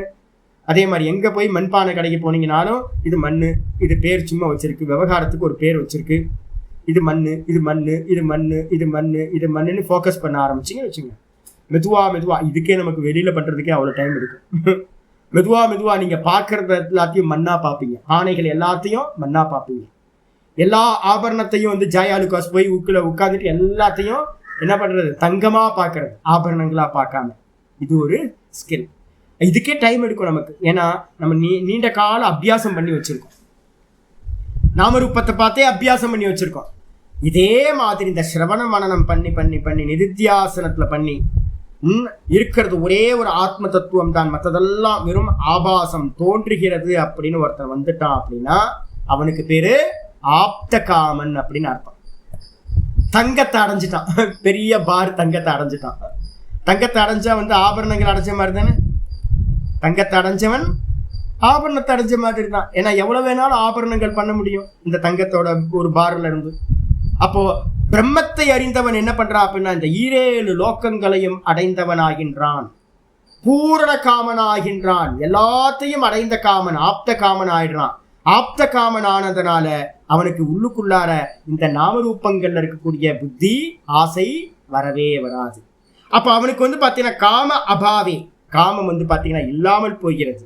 அப்ப காமம் இல்லாம போச்சு அப்படின்னா இந்த மனசு பாத்தீங்கன்னா காமம், குரோதம், லோபம், மோகம் அப்படின்னு தாட் ப்ராசஸ் நடந்துகிட்டே இருக்கு.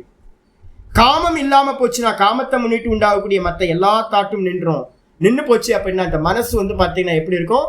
ஸ்வஸ்தமா. இந்த மனசோட சொரூபம் எது அப்படின்னு கேட்டீங்கன்னா மனசோட சொரூபம் ஆத்மா. ஆத்மாவோட ஆபாசம், ஆத்மாவோட ரிஃப்ளெக்ஷன் தான் பாத்தீங்கன்னா எது? இந்த மனசு. அப்ப இந்த மனசு என்ன ஆகும்? காமக்ரோதாதிகள் இல்லை அப்படின்னா தன்னுடைய ஆத்மஸ்வரூபத்திலேயே பாத்தீங்கன்னா நிலை பெற்று நிற்கும். அப்படி நின்னுச்சு அப்படின்னா அதான் இங்க சொல்றோம் ஸ்வாத்மனி அவஸ்தானாத். நல்லா பாத்தீங்கன்னா தன்னுடைய ஆத்மாலேயே இந்த மனசு தன்னுடைய சொந்த ஆத்மால நிலை பெற்று நிற்கிறது. அப்படி நிக்கிற நிலையில பிரவிற்த்தி அனுப்பபத்தி பிரவிற்த்தி இருக்குமா அந்த இடத்துல அப்படின்னு கேட்டீங்கன்னா எந்த ஒரு கர்ம பிரவிற்த்தியும் இருக்காது. அப்ப என்ன நடக்கும்? ஒரு ஆத்ம ஞானியின் இடத்துல பூர்வ விருத்தம்னு சொல்றோம். இந்த தேகத்துக்கு என்ன தேவையோ சாப்பிட்றது, தூங்குறது, காணா பீனா சொன்னா சாப்பிட்றது, தூங்குறது, இது மட்டும்தான், தண்ணி குடிக்கிறது, இது மட்டும்தான் நடக்கும். வேற எதுவுமே ஆசைப்பட்டு நம்ம பண்றோம்ல நான்சென்ஸா நிறைய காரியம். இந்த எந்த கர்மமும் வந்து பாத்தீங்கன்னா ஒரு பிரம்மஞானியின் இடத்துல, அனுபூதிமானோட இடத்துல சம்பவிக்காது. ரமணர் பகவான் வந்து பாத்தீங்கன்னா அப்படியே இருப்பார்.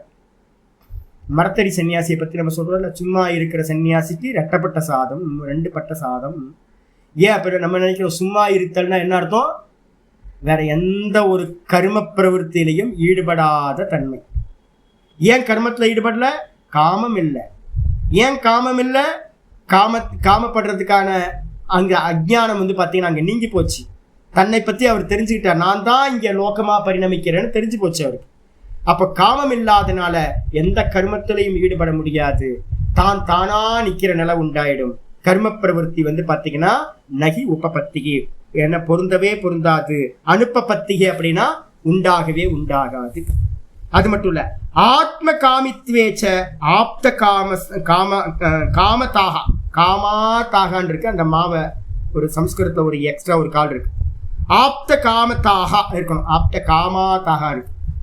ஆத்ம காமதா. அப்போ முதல்ல சுவாமி நான் வந்து அப்போ ஆப்த காமன் ஆகணும்னா என்ன பண்ணணும் சுவாமி?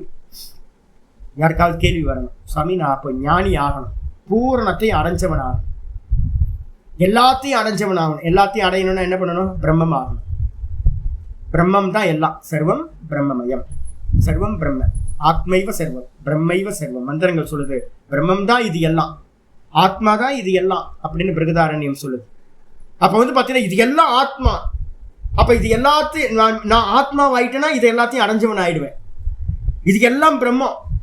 அப்ப இது எல்லாத்தையும் அடையணும்னா என்ன பண்ணணும்? நான் பிரம்மம் ஆயிட்டேன் அப்படின்னா இது எல்லாத்தையும் அடைஞ்சவன் ஆயிடுவேன். அப்ப வந்து பாத்தீங்கன்னா ஆப்த காமனா இது எல்லாத்தையும் அடைஞ்சவன் ஆகணும்னு ஒருத்தனுக்கு ஆசை வந்துச்சுன்னா அவன் முதல்ல வந்து பாத்தீங்கன்னா இதை அடையணும் அதை அடையணும் வெளியில போய் சர்ச்சிங் பண்றோம்னு வச்சுங்க. இந்த உலகத்துல எல்லாத்தையும் அடைஞ்சவன் எவனாவது இருக்கானா? ஆகவே முடியாது. அப்போ என்ன பண்ணணும்னு கேட்டீங்கன்னா, எல்லாத்தையும் அடையணும்னு ஒருத்தனுக்கு உள்ளுக்குள்ளார ஆசை உண்டாச்சு அப்படின்னா அதுக்கு முதல்ல அவனுக்கு என்ன உண்டாகணும்? ஆத்ம காமித்வேச்ச ஆப்த காமதாகா.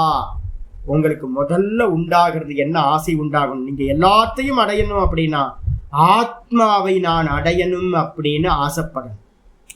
நீங்க ஆத்மாவை அடைஞ்சிட்டீங்கன்னா ஆத்மாதான் எல்லாமா இருக்கு. அப்போ ஆத்மாவை நீங்க அடைஞ்சிங்கன்னா எல்லாமா நீங்க ஆயிடுவீங்க. உங்களுக்கு அந்நியமா இருக்கவே இருக்காது ஆசைப்படுறதுக்கு. நீங்களே எல்லாத்தையும் அடைஞ்சவங்களா ஆயிடுவீங்க. அப்ப நம்ம என்ன பண்ணணும்? எல்லாத்தையும் அடையணும் அப்படின்னா என்ன பண்ணணும்? ஆத்மாவை ஆசைப்பட வேண்டும். ஆத்ம காமித்வே சதி.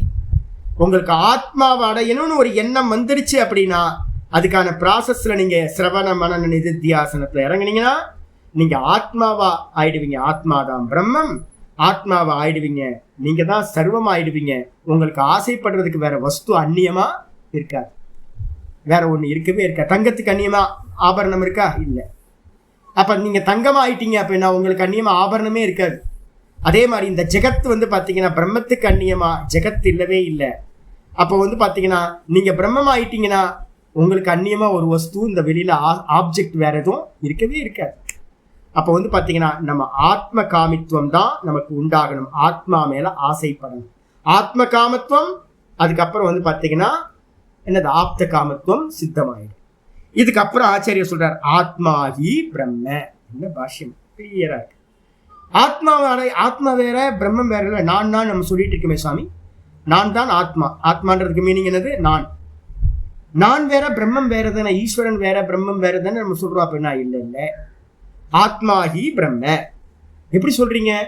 அகம் பிரம்மாஸ்மி. மந்திரம் மகா வாக்கியம் என்ன சொல்லுது? அகம் பிரம்மாஸ்மி. அகம்னு சொல்லிட்டு இருக்கவே இந்த நான் தான் வந்து பாத்தீங்கன்னா பிரம்மமாக இருக்கின்றேன். மகா வாக்கியம் சொல்லுது தத்துவமசி.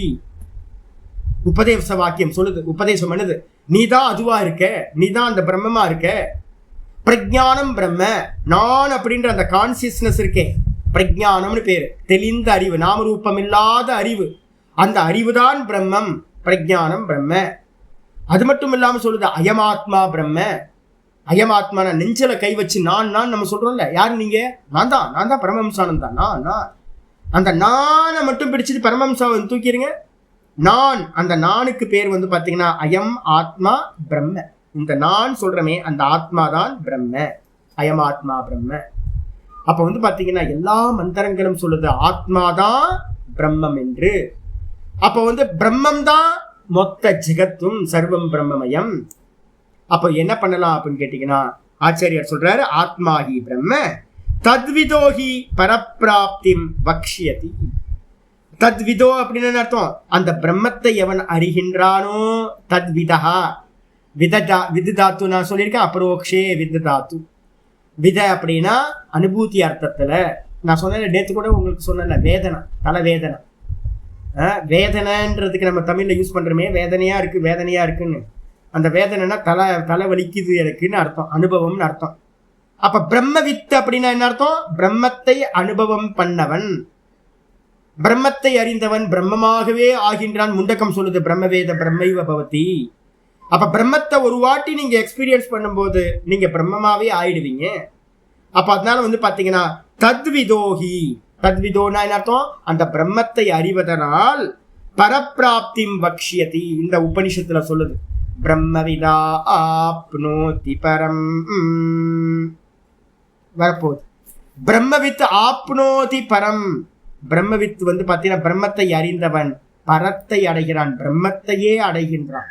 பரம் இது பரபிரம்மம், பரபிரம்மத்தையே அடைகின்றான். பரபிரம்மத்தை அடைகிறானான்னு கேட்டீங்கன்னா ஜீவத்துவம் இல்லாம போயிடுது, வெறும் பிரம்மம் மட்டும் மிச்சம் இருக்கும்.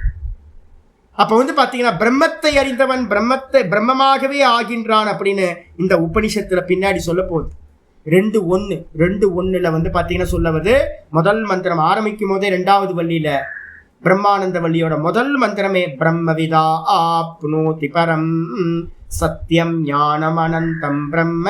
அப்படிதான் மந்திரம் ஆரம்பிக்குது. அப்ப பிரம்மத்தை அறிஞ்சோம் அப்படின்னா பரபிரம்மத்தையே நம்ம அடைவோம், அடைந்தவர்களாகும். பரபிரம்மத்தை அடைஞ்சிட்டா அதுக்கு அந்நியமா இங்க உலகத்துல வேற வஸ்துக்களே இல்லை, நீங்க சர்வமா ஆகி விடுவீர்கள். நீங்க சர்வமா ஆயிட்டீங்க அப்படின்னா உங்களுக்கு அந்நியமா ஆசைப்படுறதுக்கு உங்களுக்கு அந்நியமா வேற வஸ்துவே இல்லாமல் போய்விடும், காமம் இல்லாமல் போய்விடும். ரொம்ப சிம்பிளா அழகா சொல்லியாச்சு லாஜிக். அதோ அவித்யா நிவர்த்தவ் ஸ்வாத்மனி அவஸ்தானம் பரப்பிராப்திகி.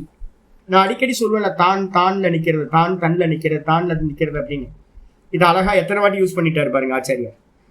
அதனால் ஆகையினால், அதோ அப்படின்னா ஆகையினால், ஆகையினால் அவித்யா நிவர்த்தவ், அவித்யா நீங்கிறது. அவித்யா நீங்கிறதுனா என்ன சுவாமி அப்படின்னா, இந்த தேகத்தை நான் நினைச்சுக்கிட்டு இருக்கேன் பாத்தீங்களா, அதான் அவித்யா. தேகம் பார்க்கப்படுறதா இருக்கா? ஆமா, கண்ணாடிக்கு முன்னாடி நிற்கும் போதெல்லாம் தெரியுது, ஐயோ டொக்கு இருந்து போச்சே. நல்லா யாராவது மெடிசின் சொல்லுங்களேன், நல்லா குண்டாகிற மாதிரி புசு புசுன்னு வர மாதிரி ஏதாவது இருக்கா மருந்து? சுகருக்கு வந்து பார்த்தீங்கன்னா என்ன பண்ணுறதுனே தெரில. அப்படியே இங்கெல்லாம் வந்து பார்த்தீங்கன்னா இங்கே இருந்த ஃப்ளஷ் எல்லாம் போன மாதத்தில் நல்லா இருந்துச்சு. இப்போல்லாம் வந்து பார்த்தீங்கன்னா மெல்ட் ஆகி போச்சு. ஐயோ போச்சு, ஐயோ போச்சு, வெயிட் லாஸ் ஆகி போயிட்டே இருக்கே. இன்னொரு அம்மாவை கேட்டால், சாமி வெயிட் கெயின் ஆகிட்டே இருக்கு சாமி, கண்ட்ரோல் பண்ணவே முடியல சாமி. ஐயோ, ஒரு அம்மாவுக்கு வந்து பார்த்தீங்கன்னா வெயிட் கெயின் ஆகிட்டே இருக்கிறது ப்ராப்ளம். எனக்கு ப்ராப்ளம் வந்து பார்த்தீங்கன்னா வெயிட் லாஸ் ஆகிட்டே போகுது. கலர்லாம் வந்து பார்த்தீங்கன்னா கருப்பாயிடுச்சு. எவ்வளோ கிளாரிட்டியாக இருந்தேன், நான் ரொம்ப பிரகாசமாக இருந்தேன். எங்கே போச்சு? இந்த சுகமகாதேவர் வந்து பார்த்தீங்கன்னா இருக்கிற ஐஸ்வர்யத்தெல்லாம் எடுத்துகிட்டு போயிட்டாரே. அபிமானம், எந்த அளவு அபிமானம் இருக்குது நம்ம தேகத்து மேலே. அப்போ வந்து பார்த்தீங்கன்னா இதான் அவித்யா. நான் அப்படின்ற அந்த கான்சியஸ்னஸை விட்டுட்டு நானுக்கு பார்க்கிறதா, நானுக்கு ஆப்ஜெக்டா இருக்கக்கூடிய இந்த தேகாதிகள் எல்லாத்தையும், தேகம், இந்திரிய, மனசு, புத்தி, இதுக்கு எல்லாத்தையும் நான் அப்படின்னு ஸ்வீகாரம் பண்றதற்கு பார்த்தீங்களா, இது ஆபாசம். தோன்றுகிறது, இந்த தோன்றுகின்ற தெரிகின்ற தோற்றமா இருக்கிற இந்த தேகாதியை வந்து பார்த்தீங்கன்னா டெய்லி கண்ணாடிக்கு முன்னாடி நான் பார்க்குறேன்னா, ஆமா தேகத்தை நான் பார்க்குறேன். கையெடுத்து பார்க்குறோமா? ஆமா நான் தான் பார்க்குறேன். இந்த தேகம், இந்த தலை, இது எல்லாம் பார்க்குறோமே. அப்போ பார்க்கிறவன் வேற, பார்க்கப்படும் வஸ்து வேறன்னு நமக்கு ஒரு அறிவு வேணும்ல. இந்த மானிட்டர் எனக்கு முன்னாடி இருக்கு, இந்த கேமரா எனக்கு முன்னாடி இருக்கு, இந்த புஸ்தகம் எனக்கு முன்னாடி இருக்கு, இந்த மலை எனக்கு முன்னாடி இருக்கு, இந்த வீடு எனக்கு முன்னாடி இருக்கு. அப்போ இது எதுவுமே நான் இல்லைல்ல. ஆமா இல்லை, இதெல்லாம் ஆப்ஜெக்ட். அப்போ தேகமும் வந்து பார்த்தீங்கன்னா நான் பார்க்குறேன்னா ஆப்ஜெக்ட் தானே. ஆமா. இந்திரியங்களை பார்க்குறோமா? ஆமா. என் காது இப்போ 2 காதும் நல்லா கேட்குது. கொஞ்ச நாளுக்கு முன்னாடி காது கேட்காம இருந்துச்சு ஒரு காது, இப்போ நல்லா கேட்குது. அப்போ இந்திரியம் நம்ம அறியறோமா? இப்போ கண்ணு கொஞ்சம் பார்வை ரொம்ப மங்கலாக இருக்குது, கொஞ்சம் போய் டெஸ்ட் பண்ணணும். சுகர் வந்து பார்த்தீங்கன்னா ஏதாவது வேலை பண்ணியிருக்கான்னு பார்க்கணும். அப்போ வந்து பார்த்தீங்கன்னா பவர் கொஞ்சம் இன்க்ரீஸ் ஆகிருக்கு போல, கண்ணாடி மாற்றணும். அப்போ இந்திரியம் ஃபெயிலியர் ஆகுதுன்னு தெரியுதா? தெரியுது. ஸ்கின் ரொம்ப சென்சிட்டிவாக இருக்குது தெரியுதா தெரியுது. மனசு நல்லா பிரசன்னமாக இருக்குது தெரியுதா தெரியுது. டிப்ரெஸ்டாக இருக்குது தெரியுதா தெரியுது. புத்தி வந்து பார்த்தீங்கன்னா மந்தமாகி போச்சு தெரியுதா தெரியுது. புத்தி ஷார்ப்பாக இருக்குது தெரியுது. என் பிராணன் வந்து பார்த்தீங்கன்னா வீசிங் ஆகுது கொஞ்சம். பிராணன் வந்து இப்போ நல்லா புஷ்டியாக இருக்குது. எல்லாத்தையும் நம்ம பார்க்குறோம். அப்போ எதையெல்லாம் பார்க்குறோமோ அதெல்லாம் நீங்கள் இல்லை அப்படின்னா, காரை பார்க்குறோம் காரு நான் இல்லை, வீட்டை பார்க்குறோம் வீடு நான் இல்லை, மலையை பார்க்குறோம் மலை நான் இல்லை, கேமராவை பார்க்குறோம் கேமரா நான் இல்லை, மானிட்டரை பார்க்குறோம் மானிட்டர் நான் இல்லை, செல்ஃபோனை பார்க்குறோம் செல்ஃபோன் நான் இல்லை, புஸ்தகத்தை பார்க்குறோம் புஸ்தகம் நான் இல்லை, தேகத்தை பார்க்குறோம் தேகம் நான் இல்லை, இந்திரியத்தை பார்க்குறோம் இந்திரியம் நான் இல்லை, மனசை பார்க்குறோம் மனசு நான் இல்லை, புத்தியை பார்க்குறோம் புத்தி நான் இல்லை, பிராணனை பார்க்குறோம் பிராணன் நான் இல்லை. இப்படி தானே எடுக்கணும். அப்போ வந்து பார்த்தீங்கன்னா காரை வந்து நான் அப்படின்னு இன்னைக்காவது சொல்லுவோமா? வீட்டை வந்து நான் சொல்லுவோமா? புஸ்தகத்தை நான் சொல்லுவோமா? இது புஸ்தகம் தானே சொல்கிறோம். நான் புஸ்தகம்னு சொல்லலைல்ல. நான் காருன்னு என்னைக்கும் சொன்னதில்லைல்ல. நான் வீடுன்னு என்னைக்கும் சொன்னதில்லைல்ல. அதே மாதிரி வந்து பார்த்தீங்கன்னா இந்த தேகத்தை நான் நம்ம சொல்கிறோமே தப்பு தானே. இந்த இந்திரியங்களை நான் சொல்கிறோமே தப்பு தானே. மனசு புத்தியை நான் சொல்கிறோமே தப்பு தானே. என்னுடைய பிராணனை வந்து பார்த்தீங்கன்னா நான் அப்படின்னு பிராணனை போயிடுமோ அப்படின்னு பயப்படுறேன் தப்பு தானே. அப்போ ஏன் அப்படின்னு கேட்டிங்கன்னா, இந்த ரெண்டுத்தையும் பார்க்கப்படுகின்ற எது திருஷ்யம். பார்ப்பவன் யாரு? நான். திரஷ்டு திருஷ்ய சம்யோகம் ரெண்டுத்தையும் என்ன பண்ணிட்டோம்? திரஷ்டாவையும் திருஷ்யத்தையும் பார்க்கப்படுகின்ற தேகம் இந்திரிய மனசு புத்தி எல்லாத்தையும் என்ன பண்ணிட்டேன் அப்படின்னா பார்க்கின்ற நானோட மெர்ஜி பண்ணி வச்சிருக்கேன். இதுதான் சம்சாரத்திற்கு காரணம். யார் சுவாமி நடுவில் பேஸ்ட் போட்டு ஒட்டி வச்சிருக்கா? தஸ்ய ஹேத்துர் அவித்யா. யோக சூத்திரம் சொல்லுது தஸ்ய ஹேத்துர் அவித்யா. நடுவில் பார்க்கின்றவனையும் பார்க்கப்படும் வஸ்துவையும் பேஸ்ட் பண்ணியிருக்கிறது எது அப்படின்னு கேட்டிங்கன்னா அவித்யா தான் சேர்த்து வச்சிருக்கு. அப்போ ஆச்சாரியார் சொல்றாரு அவித்யா நிவர்த்தவ். ஆகையினால் அவித்யா நீங்கி போச்சு அப்படின்னா என்ன ஆகும்? நம்ம சில ஐட்டங்கள்லாம் வந்து பார்த்தீங்கன்னா வெயிலில் போட்டு வச்சுருந்தோம்னு வச்சுங்களேன். செப்பல்னு வச்சுங்களேன். செப்பலில் வந்து பார்த்தீங்கன்னா 2 லேயர் போட்டு ஃபெவிகால் ஏதோ போட்டு ஒட்டி வச்சுருக்கான்னு வச்சுங்களேன். ஏதோ போட்டு 2 லேயர் செப்பல் வந்து வெயிலையே கிடக்குதுன்னு வச்சுங்க. அது அந்த பேஸ்ட் சரியாக இல்லைன்னா என்ன ஆகும்? குவாலிட்டியான பேஸ்ட் இல்லை அப்படின்னா வெயிலில் கிடக்க ஒரு டைமில் என்ன ஆயிரும்? 2 செப்பரேட் ஆகிடும். அதே மாதிரி ஃபர்னிச்சர் வந்து பார்த்தீங்கன்னா கீழ் வீட்டு ஹவுஸ் ஓனர் அம்மா வந்து சொல்லுவாங்க, அவங்க ஏதோ வீட்டுக்குள்ளார இருந்த கப்போர்டெல்லாம் தூக்கி இங்கே வெளியில் என்னோட ஸ்டோர் ரூமில் போடுறதுக்காக வச்சாங்க. எனக்கு ஸ்டோர் ரூம் ஃபுல்லாகி கிடக்குது. அதாவது கொண்டு போய் அங்கே வைக்கணும் அப்படின்னு வெளியில் போட்டு வச்சா ஒரு வாரத்துக்குள்ளார அந்த மேலே இருக்கிற மைக்காலாம் என்ன ஆகி போச்சு அப்படின்னு கேட்டிங்கன்னா தனித்தனி செப்பரேட் ஆகி போச்சு. அம்மா வந்து என்ன சொல்ல போகிறாங்கன்னு தெரியலையே அப்படின்னு பயமாக இருக்குது. என்ன காரணம்னா மேலே ஒட்டி வச்சிருந்த அந்த மைக்கா வெயிலில் பட்டு என்ன ஆகி போச்சு? ஒன்றா இருந்தது எல்லாம் செப்பரேட்டாக பிரிஞ்சு போயிடுச்சு. அப்போ நடுவில் இருக்க பேஸ்ட்டு என்னப்பா ஏதோ ஒரு ரீசன்னால அது என்ன ஆகுது? இதாகிடுது. அதே மாதிரி பார்க்கின்ற நானையும் பார்க்கின்ற வஸ்துவையும் திருஷ்யத்தையும் ஒன்னா போட்டு வச்சிருக்க பேஸ்ட் எது? அவித்யா அப்படின்னு. அவித்யானா என்ன சுவாமி அப்படின்னா அவிவேகம். அவிவேகம்னா என்ன சுவாமி? விவேகம் இன்மை, விவேகம் செய்யாதது, எடுத்து வச்சு அனலைஸ் பண்ணாதது. அப்ப என்ன பண்ணணும் அப்படின்னு கேட்டீங்கன்னா அவித்யான்ற பேஸ்ட் விட்டு போகணும் அப்படின்னா ஒவ்வொரு வஸ்துவையும் எடுத்து வச்சு இது என்ன இது என்ன இது என்ன எது என்ன அப்படின்னு அனலைஸ் பண்றோம் அப்படின்னா அந்த இடத்துல நாலேஜ் வந்துடும். நாலேஜ் வந்தா என்ன ஆயிடும்? ஞானம் வந்துச்சு அப்படின்னா ஒரு வஸ்துவை பத்தின ஞானம் வந்துச்சுன்னா அஜ்ஞானம் என்ன ஆயிடும்? நீங்க இந்த அஜ்ஞானம் தான் அவித்யா அவிவேகம் சொல்லக்கூடியது. அப்போ அவித்யா நிவர்த்தவ். நமக்கு இந்த உலகத்தை பத்தியும் இந்த தேகத்தை பத்தியும் நானை பத்தியும் நல்லா வந்து ஒரு விவேகம் உண்டாச்சுன்னா அவிவேகம் சொல்லக்கூடிய அவித்யா நிவர்த்தி ஆயிடும். அந்த நிலையில சுவாத்மனி அவஸ்தானம் தான் தானா நிக்கிறது வந்து பாத்தீங்கன்னா நானா நிக்கிறது. இப்ப நம்ம எங்க நிக்கிறோம்? நானாவா நிக்கிறோம்? தெருவில் நிக்கிறோம், உச்சந்தில நின்றுட்டு இருக்கோம். இந்த தேகத்துல நிக்கிறோம், தேகத்துல நிக்கிறோம். நான் தேகம் நான் தேகம். நான் வந்து பார்த்தீங்கன்னா இந்திரியம் நான் இந்திரியம், நான் மனசு. நேற்றா வந்து நாதபிரம்ம சொன்னார். சும்மா இல்லாமல் வந்து பார்த்தீங்கன்னா கையில் எதையோ தேய்ச்சிருக்காரு. தேய்ச்சா ஒரு சின்ன நம்ம கையில் எங்கேயாவது முள்ளு மாதிரி குத்திடும்ல, ஏதோ ஒரு மூங்கில்லாம் வேலை செஞ்சுட்டு இருந்தோம். அந்த மூங்கிலில் கையை பிடிச்சி இழுத்துருப்பார் போல இருக்கு. அதில் சின்னோண்டு இது வந்து பார்த்தீங்கன்னா விரலுக்குள்ளார அந்த மூங்கில் இது போயிடுச்சு. உறுத்திக்கிட்டே இருக்கு சாமி, உறுத்திக்கிட்டே இருக்கு சாமி அப்படின்னு. அந்த முள்ளை எடுத்தோன்னே என்ன ஆயிடுது? ஓகே, நார்மல் ஆயிட்டோம். உறுத்தல் இருக்குன்னா என்ன அர்த்தம்? டிஸ்டர்ப் ஆகிட்டே இருக்குன்னு தானே அர்த்தம் நமக்கு. இப்போ அந்த நானுக்கு மேல நம்ம எதை சொருகி வச்சிருக்கோம்? தேகம், இந்திரியம், மனசு, புத்தி, பிராணன் எல்லாத்தையும் தூக்கி முள்ளு மாதிரி குத்தி வச்சிருக்கோம். நானுக்கு மேல குத்தி வச்சிருந்தா டிஸ்டர்ப் ஆகாம என்ன பண்ணோம்?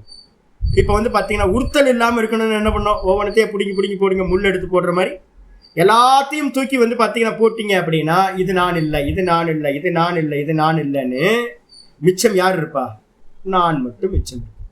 இந்த நான் மட்டும் மிச்சம் இருக்கும்போது நான் நானாயிருத்தல், நான் நானாயிருத்தல், தான் தானாயிருத்தல். தான் தானாயிருத்தலுக்கு என்ன பேர் சம்ஸ்கிருதத்துல அப்படின்னு கேட்டீங்கன்னா சொரூப அவஸ்தானம். என்னுடைய சொரூபத்துல, ஆத்மஸ்வரூபத்துல அவஸ்தானம். தான் தானா நிக்கிறதுக்கு பேர் தான் என்ன பேரு அப்படின்னா பரப்பிராப்தின்னு பேரு, பிரம்மத்தை அடைதல் அப்படின்னு பேரு, மோட்சத்தை அடைதல் அப்படின்னு பேரு. இப்ப நம்ம எங்க நிக்கிறோம் அப்படின்னு கேட்டீங்கன்னா 3 தேகத்துல நிக்கிறோம். ஜாகிரதத்துல ஸ்தூல தேகம், சொப்பனத்துல சூக்ஷ்ம தேகம், காரணத்துல அஜ்ஞானத்தோட தழுவிக்கிட்டு நம்ம நிக்கிறோம். இந்த நான் இப்ப செப்பரேட் ஆகல, தான் தானா இல்லை. அப்ப விசாரத்து மூலமா பிரிச்சு தூக்கி போட்டு நான் நானா நிக்கிறது தான் பிரம்மத்தை அறிதல் அப்படின்னு பேரு, பரப்பிராப்தின்னு பேரு அப்படின்னு முடிக்கும். இதுக்கு மேல கொட்டேஷன் வருது, நம்ம நாளைக்கு பார்க்கலாம். நாளைக்கு கிளாஸ் இருக்குல்ல, நாளைக்கு ஒரு நாள் கிளாஸ் இருக்கு, நாளைக்கு பார்க்கலாம். ஓம் பூர்ணமத பூர்ணமிதம் பூர்ணாத் பூர்ணமுதச்யதே பூர்ணஸ்ய பூர்ணமாதாய பூர்ணமேவாவசிஷ்யதே. ஓம் சாந்தி சாந்தி சாந்தி. ஹரி ஓம். ஸ்ரீ குருப்யோ நமः. ஹரி ஓம். நாராயண நாராயண நாராயண நாராயண நாராயண. ஹரி ஓம், ஹரி ஓம், ஹரி ஓம்.